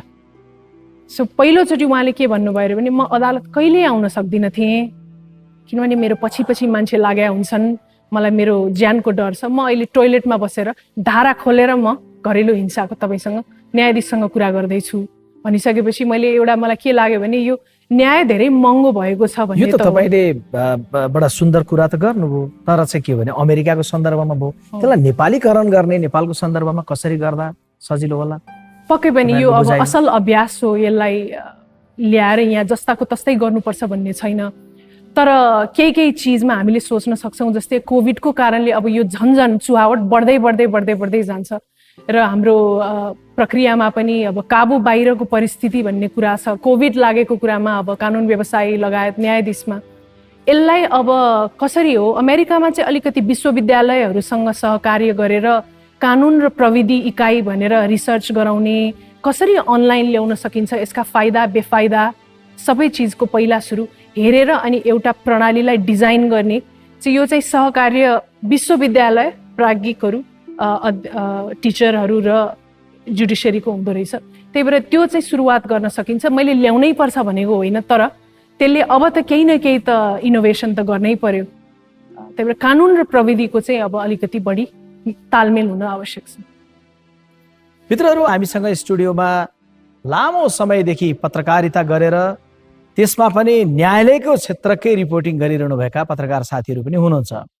शोभा शर्माजी, तुफान न्यौपानेजी उपस्थित हुनुहुन्छ। उहाँहरूसँग म थोरै अन्तर्क्रिया गर्न चाहन्छु। शोभाजी, न्यायका लागि आउने मानिसहरूका कथा तपाईँले लेखिरहनु भएको छ, तपाईँले बताइदिनुहोस् न, कतिपय लेखेकै कथा, कुनै कथा हामीले पढ्नलाई, तपाईँले लेख्नलाई बाँकी रहेका कथा, कस्ता पीडाहरू कथाहरू छन्? जस्तो अदालतमा चाहिँ हाम्रो समाज जस्तो छ, समाजमा भएका विवादहरू नै आउने हो नि त। साना अंश मुद्दाका कुराहरू, एकदम सजिला मुद्दाहरू पनि आइरहेको हुन्छ कि अदालतमा। मान्छेहरू सुप्रिम कोर्टसम्म आउँछ। मैले त धेरै जसो सुप्रिम कोर्टको रिपोर्टिङ गर्छु होइन। मैले एउटा उदाहरण दिन्छु। अस्ति तराईको 12 जिल्लाबाट रातभरि गाडी चढेर एकजना मान्छे आउनु भएको रहेछ होइन। उहाँसँग पछि कुरा गरेपछि थाहा भयो, उहाँ चाहिँ सुप्रिम कोर्टको परिसरमा सुतिराख्नु भएको थियो कि। अनि त्यसपछि उहाँकै छेउमा चाहिँ 2 जना श्रीमान श्रीमती हुनुहुन्थ्यो। उहाँहरूले चाहिँ खाजा खाइराख्नु भएको थियो। अनि मैले के मुद्दा लिएर आउनुभएको भनेर सोधेँ। उहाँहरू 3 जना जग्गा मुद्दा लिएर आउनुभएको रहेछ सुप्रिम कोर्टसम्म होइन। अनि त्यो सुतिरहेको मान्छेको चाहिँ 7-8 वर्ष जति मुद्दा लडेको भएछ। सुप्रिम कोर्ट आएको पनि 6 महिना जति भएछ। 6 महिनामा उहाँ 4 पटक त्यसरी नै आउनुभयो मुद्दा लड्न होइन। अनि कति जग्गा छ तपाईँको विवादमा परेको भनेर सोधेको। उहाँको जम्मा 6 धुर जग्गा रहेछ। 6 धुर जग्गालाई अनि कति पर्छ भनेर मैले सोधेँ। 6 लाख पर्छ भन्नुभयो। सुप्रिम कोर्टसम्म आउँदाखेरि उहाँको खर्च धेरै नै भइसकेको हुन्छ। मानसिक रूपमा त्यत्तिकै तनाव हुन्छ, के अरे वकिललाई पैसा दिन पर्यो, गाडी चढेर सुप्रिम कोर्टसम्म आउनु पर्यो होइन। अनि अर्को मैले अर्को खालको उदाहरण दिन्छु। सरी, एकजना मानव बेचबिखनमा परेको महिला हुनुहुन्छ, उहाँको मुद्दा सुप्रिम कोर्टमा आएको 2 वर्ष भयो, अहिलेसम्म पेशीमा चढेको छैन होइन। उहाँको कस्तो छ भने उहाँ आफू सिरियामा बेचिएको थियो, त्यो मैले स्टोरी गरेको छु लामो। उहाँलाई सिरियामा बेचिएको थियो, अनि त्यहाँबाट उद्धार भएर आउनुभयो, आफै उजुरी हाल्नुभयो। प्रहरीले उजुरी लिनै 6 महिना लगाएको, 4-5 महिना लगाएको थियो उहाँको होइन। अनेक लडेर प्रहरीमा उजुरी दिनुभयो। प्रहरीले अनुसन्धान गरेर जिल्ला अदालत काठमाडौँमा मुद्दा दायर गर्यो, किनभने उहाँ चाहिँ आफ्नै गाउँमा हुनुहुन्छ, धेरै टाढा गाउँमा हुनुहुन्छ। काठमाडौँ जिल्ला अदालतमा आइसकेपछि उहाँ चाहिँ उही गाउँबाटै गर्न आउनु पऱ्यो कि, जस्तो बकपत्र दिन आफ्ना साथीहरूलाई लिएर एक्लै मुद्दा लडिराख्नु भएको छ नि। हुन त उहाँको मुद्दा सरकारी वकिलले लड्छ, तर त्यसको लागि चाहिँ उहाँ आफै आउनु पऱ्यो। जब अदालतमा मुद्दा पर्यो, उहाँलाई आफ्नै मान्छेहरूले बेचेका थिए कि, खासमा उहाँले भनेको चाहिँ मलाई आफ्नै मान्छेहरूले सिरिया पुर्याएका थिए भन्नुहुन्छ। जब अदालतसम्म मुद्दा गयो, त्यसपछि उहाँलाई गाउँमा बस्न अप्ठ्यारो भयो, गाह्रो भयो। मान्छे धम्की दिन थाले, उहाँको एउटा छोरी छ, छोरीलाई पनि मारिदिन्छु भन्न थाल्यो कि मान्छेहरू। अनि त्यसपछि के भयो भने उहाँले म त अब गाउँमा त बस्न सक्ने अवस्था भएन। अनि त्यसपछि त्यो कहाँ जाने त थाहा भएन, किनभने त्यो विदेश जाँदाखेरि खासमा वैदेशिक रोजगारमा पठाइदिन्छौँ भनेर उहाँलाई बेचिएको रहेछ।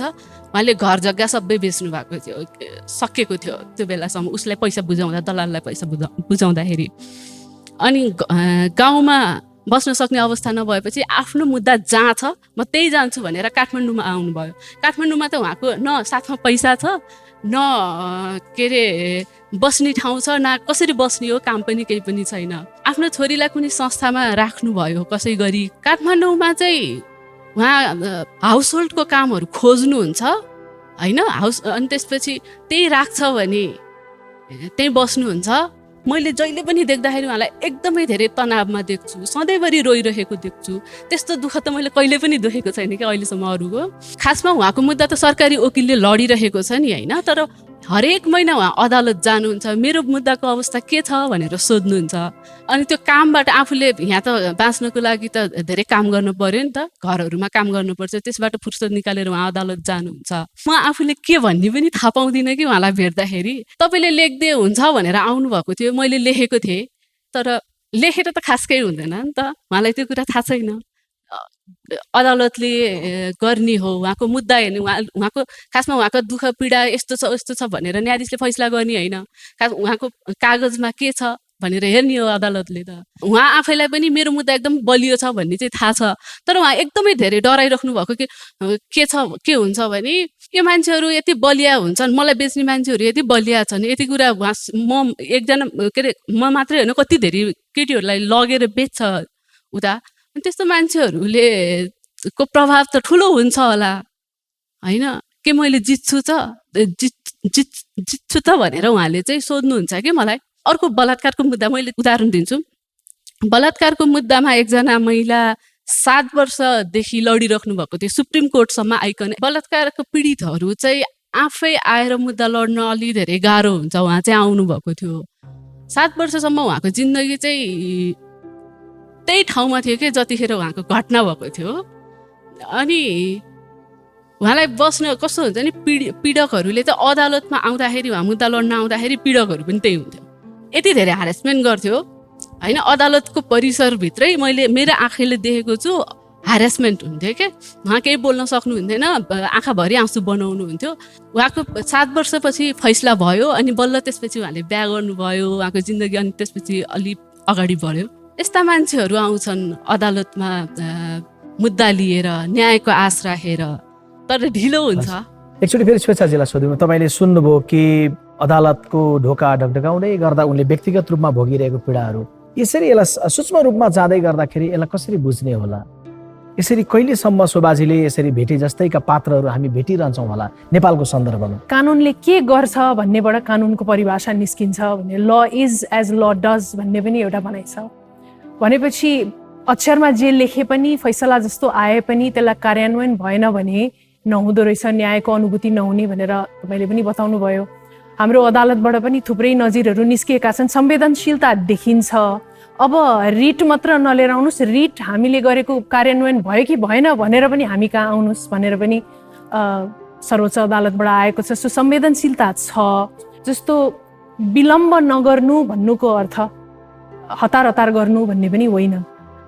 तर पनि कहिलेकाहीँ के भनिन्छ नि, ढिलो नगरिदिनुहोस् भन्दाखेरि एउटा के आउन सक्छ प्रतिवाद भने, छिटो गरेर पनि त हुँदैन नि। मेरो मम्मीले मलाई ढिलो नगरी जाऊ है भन्नुहुन्छ स्कुटरमा चलाउँदाखेरि, छिटो छिटो जाऊ भने चाहिँ होइन। यसलाई विपरीतार्थी रूपमा लियो भने चाहिँ अलिकति यसमा न्यायको अनुभूतिमा हामीलाई फरक हुन सक्ला। तुफानजी, ढिलो नगरौँ भन्दै गर्दा छिटो छिटो गरौँ पनि त होइन भनेर स्वेच्छाजीले एउटा महत्त्वपूर्ण कुरा राख्नुभयो। अघि शोभाजीले चाहिँ अदालत धाइरहेकाहरूको पीडाको कथा सुनाउनु भयो। अब तपाईँबाट चाहिँ हामी सुन्न चाहन्छौँ कि न्यायले आफै चाहिँ संवेदनशील रिपोर्टिङ गर्दा कतिको पाउनु भएको छ? हामीले ढिलो गरेको कारणले मार्मिकता भइरहेछ भनेर न्यायले आफै कति संवेदनशील भएको पाउनु भएको छ? हामीले आज जो व्यक्तिहरूका कथा सुन्यौँ यहाँनिर, काठमाडौँको मैया श्रेष्ठदेखि, जनकपुरको तुलसादेखि, बाँकेको संविधादेखि, दिलीप सरले दिनुभएको उदाहरणदेखि, सिन्धुपाल्चोकमाबाट बेचिएको र शोभाजीले भर्खरै भन्नुभएको सिरियाको, यी केसहरूमा एउटा समानता देख्छु म। यी मान्छेहरू को हुन्? यी मान्छेहरूको बिचको समानता के हो? मैले देखेको समानता चाहिँ यी मान्छेहरू जसको विभिन्न ठाउँमा राजनीतिक, आर्थिक, प्रशासनिक कुनै पनि पहुँच छैन, यी मान्छेहरूले न्याय पाएका छैनन् वा ढिलो भएको छ जसको अर्थ छैन। तर हाम्रै समाजमा अर्का थरी मान्छेहरू पनि छन् जसले छिटो न्याय पाएका छन्। सिद्धबाबाले त न्याय ढिलो पाउनु भएन, महरा सरले त न्याय ढिलो पाउनु भएन, रञ्जन कोइरालालाई त न्याय ढिलो पाउनु भएन। उहाँहरू को हो? त्यसैले सबैलाई न्याय ढिलो भएको होइन, एउटा निश्चित वर्ग छ जसलाई न्याय ढिलो भइराखेको छ। अब यसमा विभिन्न कारणहरू होलान्। त्यसमा अदालतको वा त्यो बेला बेन्चमा बसिरहेको न्यायाधीशको उसको मात्रै भूमिका छ कि छैन, ऊ मात्रै संवेदनशील भएर पुग्छ कि पुग्दैन भन्ने पनि कुरा हुन्छन् होला। तर हामीहरूले रिपोर्टिङ गर्दाखेरि अनुभूति गरेको कुरा चाहिँ, हाम्रो अब्जर्भेसनले देखेको कुरा चाहिँ, न्यायालयले वा न्यायाधीशहरूले सुधार्न सक्ने ठाउँ कहाँ लाग्छ, मलाई कहाँ लाग्छ भने, अब 11 बजे बस्नुपर्ने बेन्च 12 बजे बस्छ। सुप्रिम कोर्टको केसमा कुरा गरौँ होइन, 1:30 बजेसम्म सुन्नुहुन्छ, खाजा ब्रेक गर्नुहुन्छ, 2:30 सम्मलाई खाजा ब्रेक हो, तर उहाँहरू 3 बजे आउनुहुन्छ बेन्चमा र 4 बजे बेन्च उठ्छ। जम्मा जम्मी मुस्किलले 2-2.5 घन्टा सुन्नुहुन्छ एक दिनमा। र यो 2.5 घन्टामा उहाँहरू के सुन्नुहुन्छ? हामीहरूले पछिल्लो 1 हप्ताको वा पछिल्लो 1 महिनाको सुप्रिम कोर्टको कज लिस्टहरू हेर्ने भने निकै धेरै ठुल्ठुला चर्का स्वरका राजनीतिक मुद्दाहरूले यो भुइँ मान्छेको मुद्दाहरू थिचेर राखेको छ। म 3 वा 4 पटक त्यो बेन्चमा गएँ कि मन्त्री परिषदको निर्णय नीतिगत हुन्छ कि हुन्न, मन्त्री परिषदले गर्ने निर्णयमा अख्तियारले मुद्दा चलाउन पाउँछ कि पाउँदैन भन्ने एउटा रिट निवेदन परेको छ। र त्यसमा मुद्दा छिन्ने बेला भइसक्यो। हरेक पटक त्यो एउटा मात्रै मुद्दा सुन्नुहुन्छ 2 जना न्यायाधीशहरू बसेर, र अन्तिम पटकमा उहाँले आदेश के गर्नु भने त्यो मन्त्री परिषदको निर्णय चाहिँ झिकाउन। 1 वर्षसम्म सुनेपछि श्रीमानहरूले के भन्नुहुन्छ भने, हामी जुन मन्त्री परिषदको निर्णयको संवैधानिकता परीक्षण गर्दैछौँ त्यो मन्त्री परिषदको निर्णय झिकाउन भनेर अहिले आदेश गरिरहनु भएको छ। यो त रिट दर्ता गर्दाखेरि सर्वोच्चको प्रशासनले माग्न सक्दैन रिट निवेदकलाई कि तिमी जुन मन्त्री परिषदको निर्णयलाई च्यालेन्ज गर्न आइरहेको छौ त्यो निर्णय सँगै राख भनेपछि त यो 1 वर्षको टाइम खेर जाँदैन थियो नि, होइन? अर्को चाहिँ अदालतको समय कसको हो? अघि दिलीप सरले उदाहरण दिनुभयो, सक्ने मान्छेले 30 जना लयर राख्छ, नसक्ने मान्छेले 1 जना पनि राख्न सक्दैन, वैतनिक वकिलले हेर्नुपर्छ वा मुस्किलले 1 जना राख्न सक्ला। अब त्यो पक्ष र विपक्षको त समान अधिकार होला नि अदालतको समयमा त, होइन? त्यो 30 जना वकिलले लिने समय, उसँग पैसा भएका कारणले अदालतको समय किन्न मिल्छ? मलाई लाग्छ यी यस्ता विषयहरू छन् जो हाम्रो अदालतले चाह्यो भने त्यसमा उसको सक्रियताले यसमा सुधार हुन सक्छ। कति संवेदनशील छ यो विषयमा न्यायालय? यही हिसाबले कुनै अध्ययन अनुसन्धान गरिकन यसलाई कुनै प्रतिशतमा त भन्न सक्दैन, तर अदालतबाट केही प्रयासहरू पनि भएको जस्तो चाहिँ देखिन्छ। हामीहरूले अघिल्लो वर्षतिर हेर्दाखेरि चाहिँ त्यो कज लिस्टहरू 2 पटक निस्कने, होइन, त्यस्तोहरू पनि प्रयासहरू भइराखेको थियो। एउटा थपौँ केही सानो, माफ गर्नु मलाई थपिहाल्न मन लाग्यो यसमा। यो अदालतकै पनि हामी फैसलाहरू कक्षामा धेरै पढ्छौँ। यो बौद्धिक कसरत गर्न आउने ठाउँ होइन भनेर अदालतले भनेको पनि छ। बलराम श्रीमानले छुट्टै रायमा पहिला भन्नुभएको थियो, यस्ता खालका यो बौद्धिक कसरत गर्न आउने ठाउँ होइन। इन्डियामा त यस्ता खालका पिटिसन लिएर आउनुभयो भने अर्कोचोटि तपाईँलाई मेरो समयको पैसा पनि तिराउँछु भन्ने समेत जजमेन्ट भएको छ। हामीको पनि यस्तो भएको छ। मैले अघिल्लो पटक हेर्दाखेरि यो चौरी गाईको रगत झिकेर खाने जुन मेला लाग्छ नि, त्यसको अगेन्स्टमा एकजना लयरले त्यो सार्वजनिक सरोकारको एउटा याचिका दर्ता गर्नुभएको छ। त्यसमा चाहिँ आनन्दमोहन श्रीमान र अर्को श्रीमानको मैले नाम बिर्सेँ, उहाँहरूको इजलासले उहाँलाई एकदम स्ट्रिक्टली भनेको छ कि यो त्यही बुद्धिविलास गर्ने ठाउँ होइन यो, र तपाईँले जुन रिट लिएर आउनुभएको छ यसमा कुनै पनि कानुनी वा संवैधानिक आधारहरू दिनुभएको छैन। समाचार पत्रमा आएका विवरणहरू राखिकन रिट लिएर आएर यो अदालतको समय बर्बाद नगर्नुहोस् भनिकन यसरी कहिले केही सचेत गराउन खोजेको पनि देखिन्छ। तर त्यही अब यसको सायद एक मात्रै अपजसको भारी सायद न्यायालयलाई वा न्यायाधीशहरूलाई पनि बोकाउन नमिल्ला। यसमा समग्रतामा संरचनागत सुधार चाहिन्छ होला। धन्यवाद। मुद्दा फैसलाको ढिलाइमा तपाईँ आफैले बहस गरेका मुद्दाहरू पनि होलान् नि, कुनै मुद्दा छन् तपाईँको अनुभव भन्नुहोस् न। केही त अब आउने पालो कुरि नै रहेछु म आफै पनि।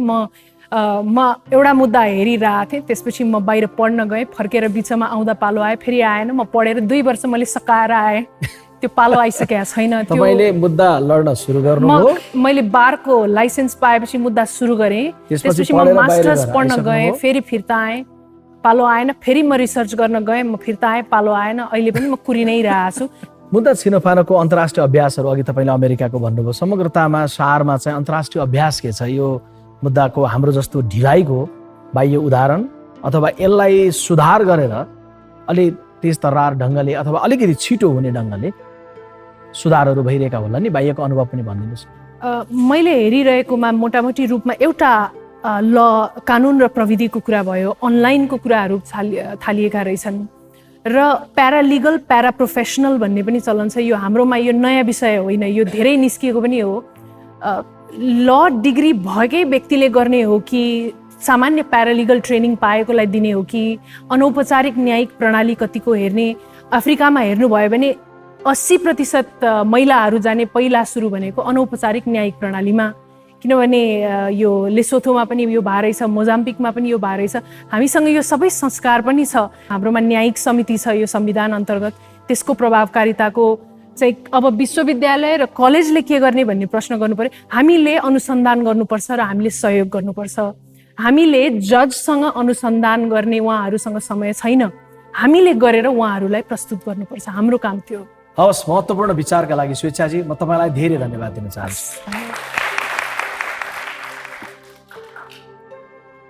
मित्रहरू, न्यायमा ढिलाइ हुँदै गर्दा कस्ता कस्ता पीडाहरू व्यक्तिले भोग्नु परेको छ, न्याय छिटो गर्नका लागि हामीले कसरी सतर्कता सजगता बढाउन जरुरी छ, यसबारेमा कार्यक्रम ऐनाको आजको एपिसोडमा हामी छलफल गरिरहेका छौँ।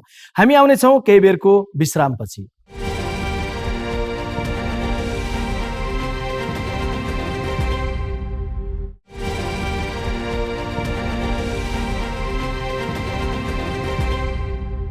विश्रामपछि कार्यक्रममा स्वागत छ।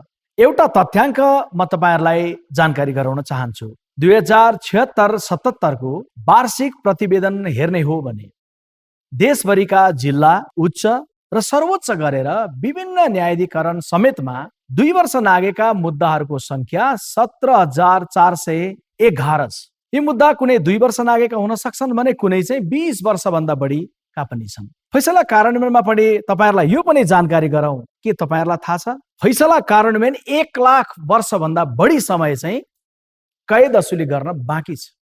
अनि जरिवाना उठाउन कति तपाईहरुलाई थाहा छ? 17 अर्ब रुपैयाँ पैसा उठाउन बाँकी छ। न्यायमा ढिलाइ र फैसला कार्यान्वयनमा भएको यो फितलोपन किन भइरहेको छ, को जिम्मेवार छ र के हुनु पर्दछ? आउनुहोस् यस विषयमा सर्वोच्च अदालतका पूर्व रजिस्ट्रार रामकृष्ण तिमल सिन्हासँग संवाद गरौँ। तिमल सिन्हाज्यू, म यहाँलाई स्टेजमा निमन्त्रण गर्दछु।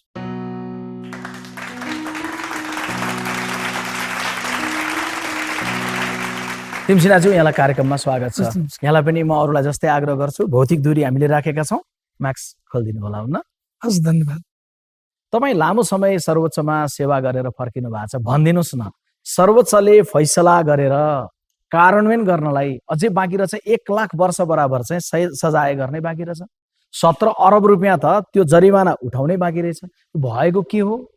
नेपालको प्रधान न्यायालय ऐन 2008 आएपछि आजसम्म 70 वर्षसम्मको यो डाटा हो।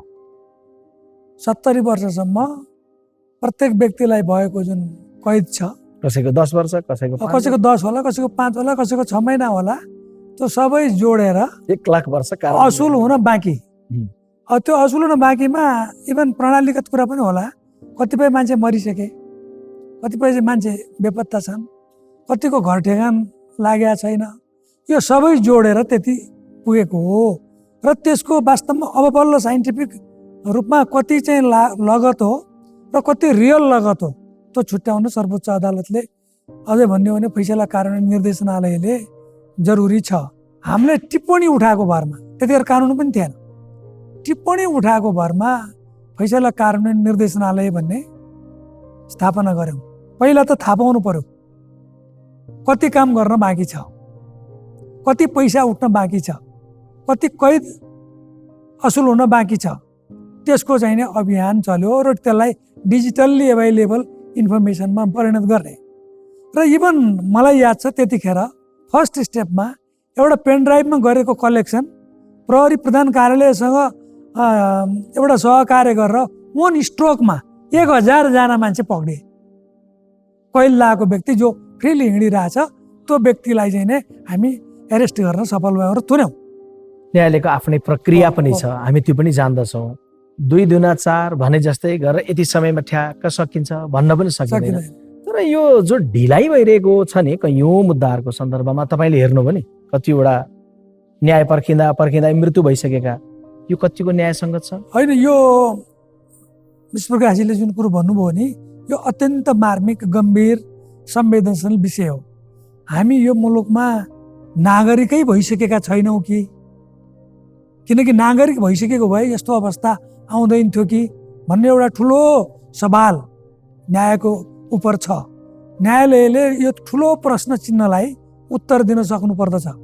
न्यायालयले त्यो उत्तर दिने बेलामा राजनीतिक संरचना र संस्थागत जुन संरचना छ, जुन मनोवैज्ञानिक र सामाजिक संरचना छ, त्यसमा ठुलो फड्को मार्न पर्ने ठुलो दूरी छ। त्यहाँ हाम्रो जर्नी धेरै लामो छ, त्यो गर्न आवश्यक छ।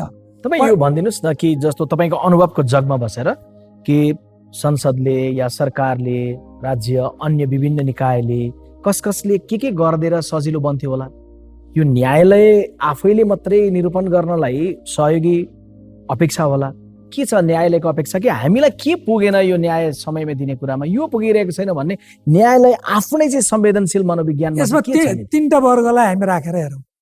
एउटा वर्ग हो जो रियल नीति बनाउँछ, कानुन बनाउँछ, नीति बनाउने, जसले न्यायालयको संरचनाको लागि पनि काम गर्न सक्छ। न्यायालय नै टोटल रिभ्याम्पिङ गर्न सक्छ संविधानको जगमा।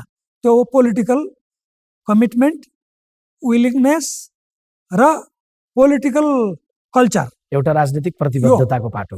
यो सबभन्दा ठुलो समस्या यहाँ छ।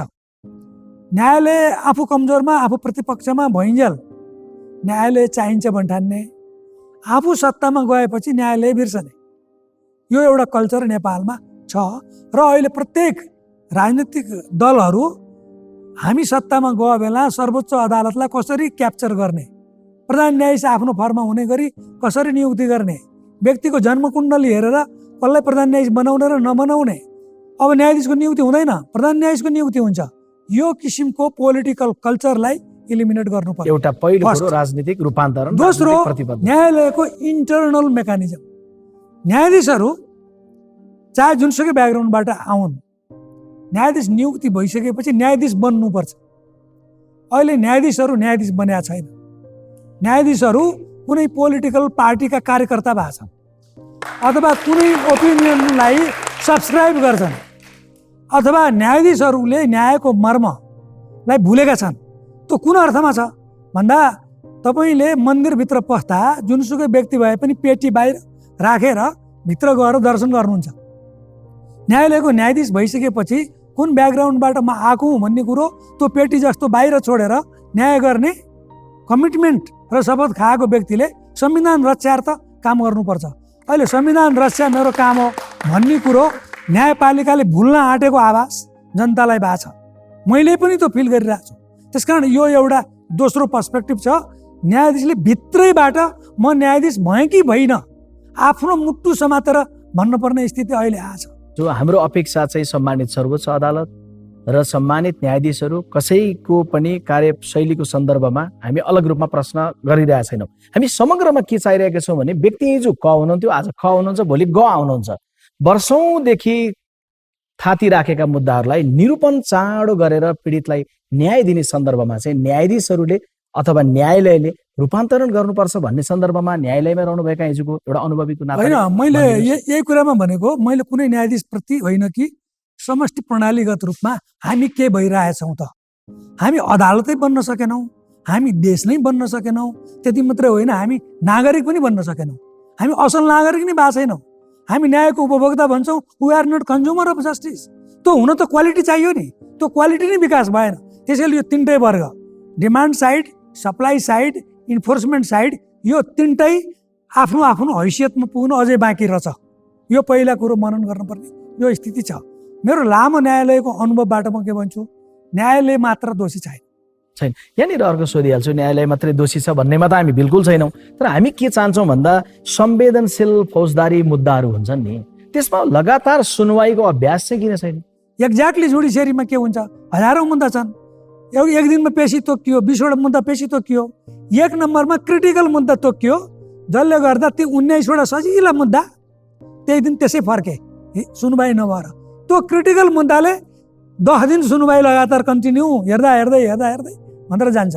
यदि कोर्ट म्यानेजमेन्ट ठिक भएको भए त्यो क्रिटिकल मुद्दा छुट्टै राखेर छुट्टै त्यसको व्यवस्थापन गरेर 19वटा मुद्दा राखेको भए त त्यो 19वटा मुद्दा त त्यो बेन्चले त्यही दिन सिद्ध्याउँथ्यो।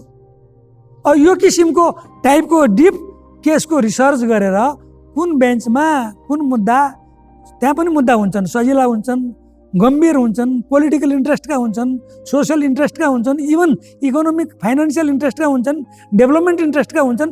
ती सबैको क्याटेगोराइज गरेर अहिले जुडिसियरीले भर्खर केस ट्र्याकिङ सिस्टम र केस म्यानेजमेन्ट सिस्टममा अध्ययन गरिरहेछ। अहिले त्यो ट्र्याकमा आउने क्रममा छ। त्यो आयो भने अब फास्ट ट्र्याकबाट जाने केसहरू सिम्पल ट्र्याक, स्ट्यान्डर्ड ट्र्याक र डिफिकल्ट ट्र्याकलाई छुट्याएर हेऱ्यो भने छिटो मुद्दा हुनसक्छ एउटा। दोस्रो, इम्प्लिमेन्टेसनको लागि छुट्टै एउटा सशक्त मेकानिजम जरुरी छ। त्यसको लागि नेपाल पुलिस, नागरिक समाजको पनि उत्तिकै सक्रियता जरुरी छ। पोलिटिकल कमिटमेन्टको त्यतिकै जरुरी छ। बजेटरी कन्स्टेन्ट थियो, अहिले कम्तीमा सहज हुँदै गएको छ। बजेटरी कन्स्टेन्टलाई गभर्मेन्टले एड्रेस गर्नुपर्ने स्थिति छ। स्ट्रक्चरल कन्स्टेन्ट अझै पनि छ र कोर्ट म्यानेजमेन्टमा धेरै कुरो सुधार हुन बाँकी छ। अदालतको व्यवस्थापन यो चुस्त नभएसम्म हामीले सोचेका कुराहरू त्यत्तिकै उडेर आएर रातारात के सुधार गर्नुपर्ने छ त्यो छोटकरीमा भनिदिनुहोस् न।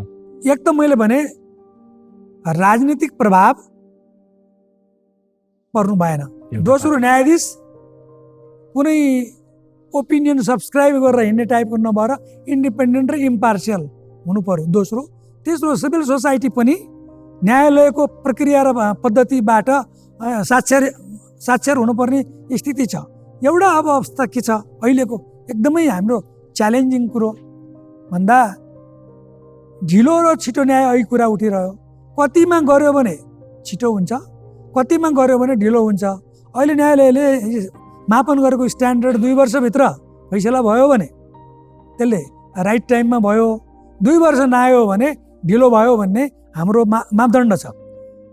उच्च अदालत र जिल्ला अदालतको कुरा गर्ने हो भने 5% मात्रै मुद्दा, 10% बढीमा 10% मुद्दाहरू 2 वर्ष काटेको छ। धेरै समस्या छैन। न्यायाधीशको सङ्ख्या पनि चाहिने भन्दा बढी छ उच्च अदालत र जिल्ला अदालत। जहाँसम्म सर्वोच्च अदालतको अहिले इस्यु छ, सर्वोच्च अदालत is ओभरबर्डेन्ड, over politicised, over criticised. यो अवस्थामा सर्वोच्च अदालत छ। त्यसैले सर्वोच्च अदालतको मात्रै मुद्दा व्यवस्थापन गर्न सकियो, त्यहाँको मात्रै फैसलाको व्यवस्थापन गर्न सकियो भने मोर देन 60% प्रब्लम यो 2 वर्ष नआएको समस्या सल्भ हुन्छ। सर्वोच्च अदालतमै आएर जब अड्कन्छ मुद्दा 5 वर्ष 10 वर्ष लाग्छ भने निरीह जनताले कहाँबाट आछ? अहिले पहिलो केस मैले जुन सुने उहाँले भन्नुभएको छ न्याय ठिक भएको छ, फैसला ठिक भएको छ, तर त्यसको इम्प्लिमेन्टेसन भएको छैन। कहिलेसम्म कुर्ने?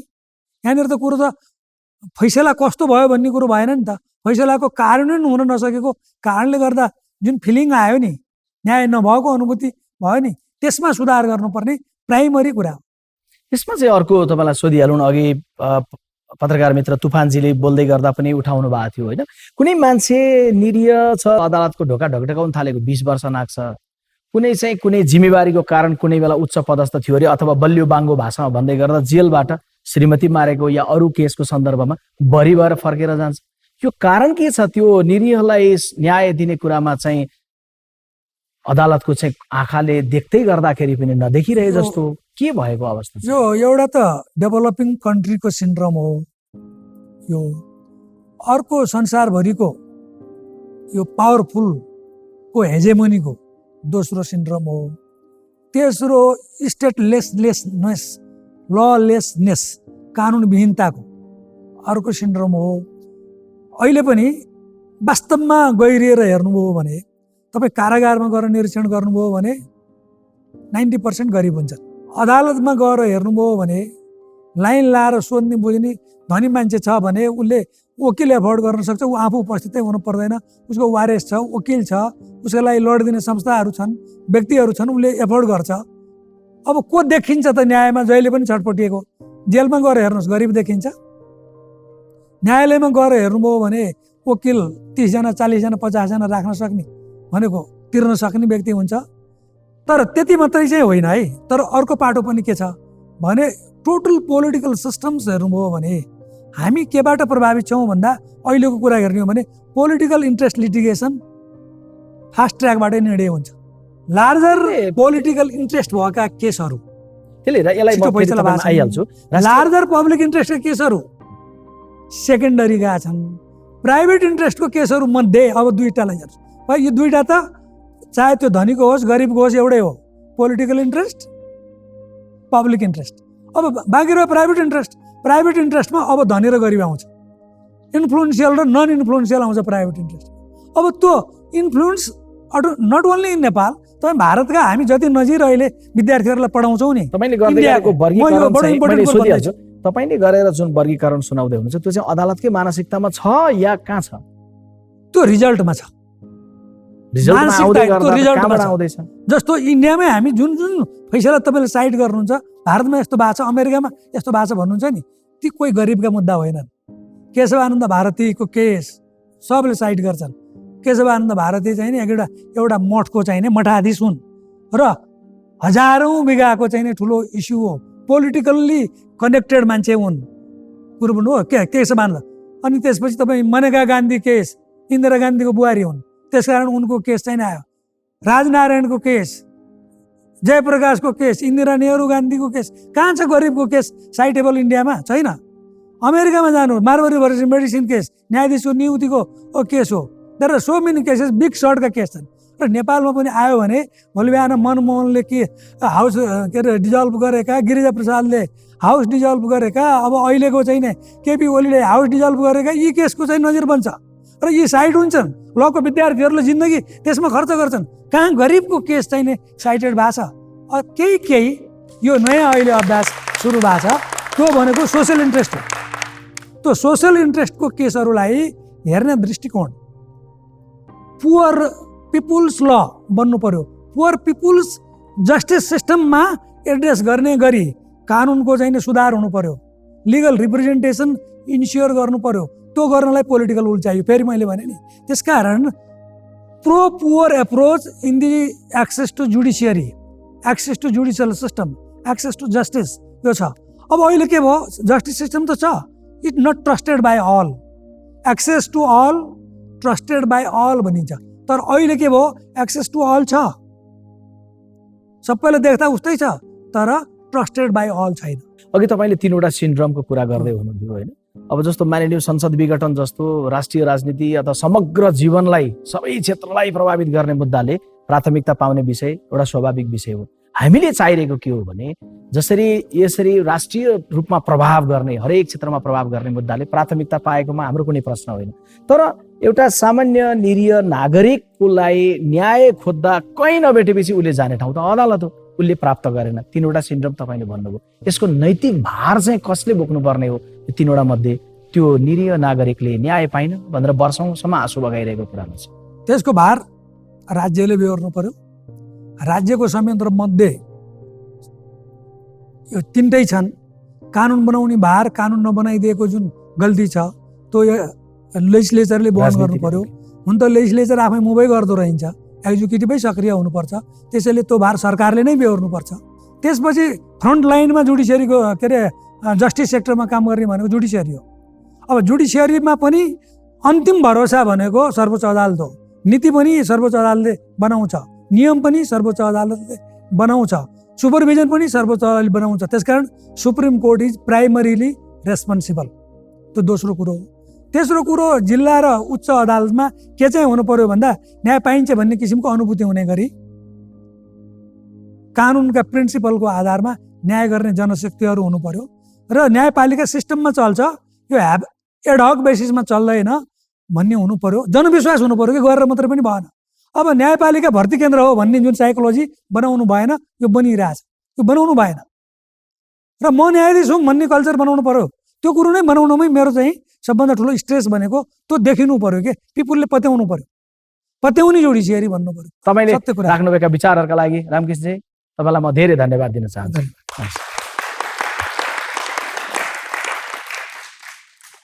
मित्रहरू, न्यायमा ढिलाइको सवाल आउँदा न्याय प्रदान गर्ने न्यायमूर्तिहरूको भूमिका अहम रहन्छ। हामी कहाँ किन न्यायमाथि नै न्याय हुन सकिरहेको छैन? मैले यो प्रश्न पूर्व प्रधान न्यायाधीश कल्याण श्रेष्ठलाई सोधेको छु। कल्याण श्रीमान, यहाँलाई कार्यक्रम ऐनामा स्वागत गर्दछु। नमस्कार। यहाँसँग जिल्ला तहदेखि सर्वोच्चसम्म न्यायाधीश बन्नु भएर अनि अन्तिममा प्रधान न्यायाधीशसम्म बनेर न्याय सम्पादन गर्नुभएको अनुभव छ। फैसला पर्खिनका लागि वर्षौँ लाग्ने जुन छ नि झन्झटिलो प्रक्रिया, हामी जान्दछौँ कि न्यायालयको आफ्नै प्रक्रिया हुन्छ, 2 मा 2 जोडे जस्तो 4 भनेर आजको भोलि फैसला त हुँदैन। तर जुन ढिलाइ छ नि त्यो कतिको न्यायसँग छ? न्यायसँग छ। ढिलाइ भन्ने शब्द नै न्याय विरोधी हो। हरेक मिनटको जुन ढिलाइ हो त्यो न्याय विरोधी हो। न्यायमा ट्याक्सिङ हुन्छ त्यो, है।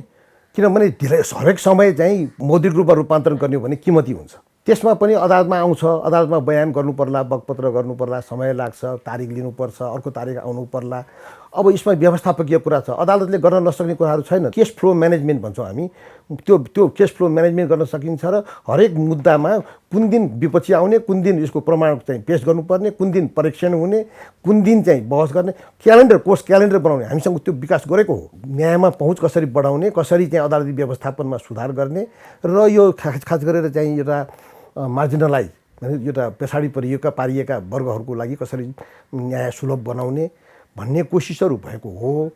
त्यसको हुँदै पनि अपेक्षित मात्रामा लाभहरू जेनेरेट हुन सकेन भन्ने मेरो पनि आफ्नो एउटा रियलाइजेसन छ।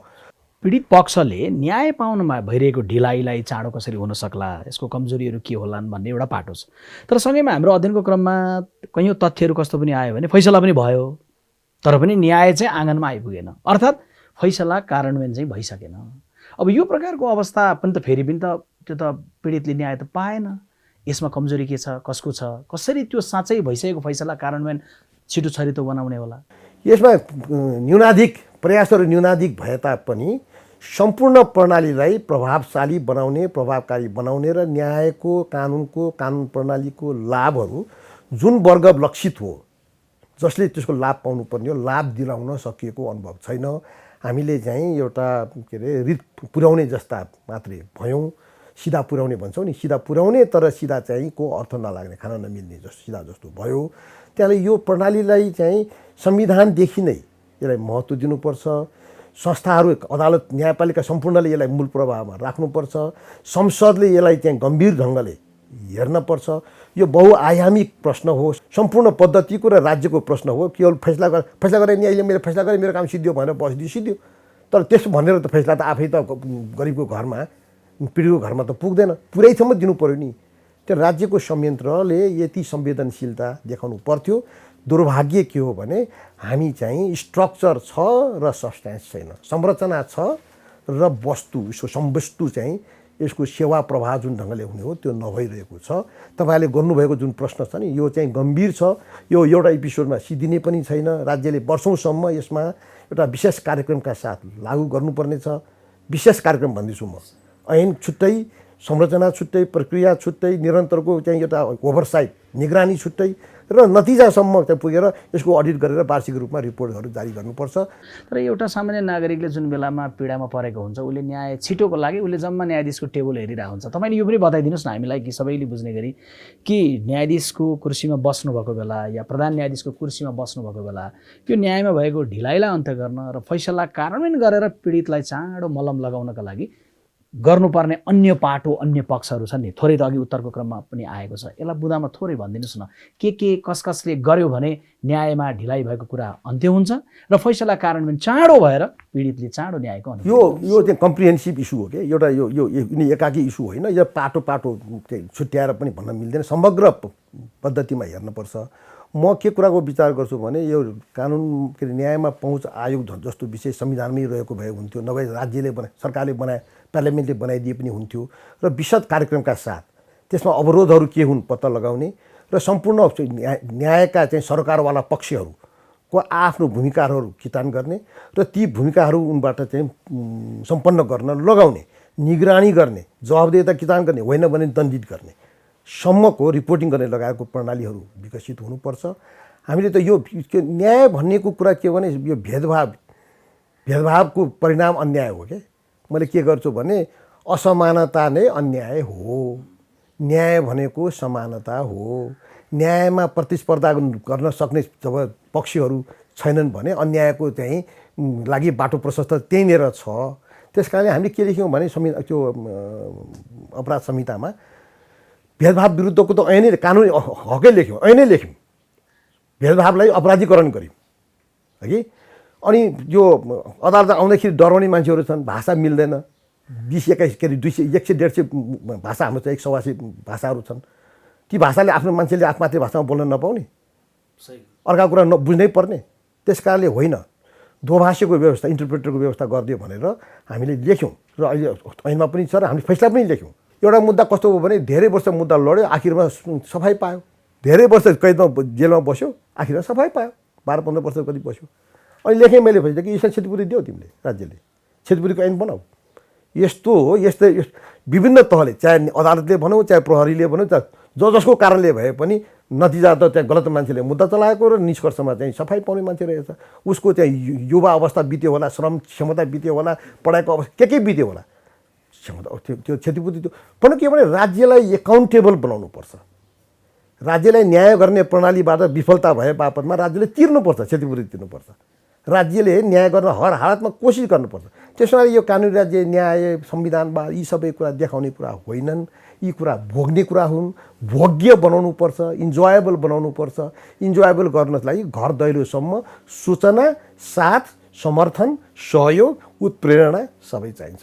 यी कुराहरू त तपाईँ देख्नुहुन्न। तपाईँलाई एउटा मान्छेले मुद्दा गर्ने बित्तिकै लगान थाल्नुहुन्छ, नजाने मुद्दा किन गऱ्यो भन्नुहुन्छ, हौकान थाल्नुहुन्छ। अझ ठुलै मान्छे रहेछ भनेदेखि ठुला मान्छेले बेइज्जत गरे भन्नुहुन्छ। कुरा त यही हो मनोवृत्ति। सानोको विरुद्धमा हामी चाहिँ सानोको समस्यामा ठुलाको विरुद्ध उभिने क्षमता हामीसँग छ। समाजले त्यस्तो शिष्टाचार विकसित गरेको छ। त यो सम्पूर्ण समाजको संरचना मनोविज्ञान नै सामन्ती प्रकृतिको छ र शोषणमुखी छ, असहयोगी छ। यो कति भन्नु मेरो, यो मलाई लाग्छ कि अब असाध्यै दुष्कर बाटो लाग्छ, तर फेरि यो बाटो छोड्न लायक पनि छैन।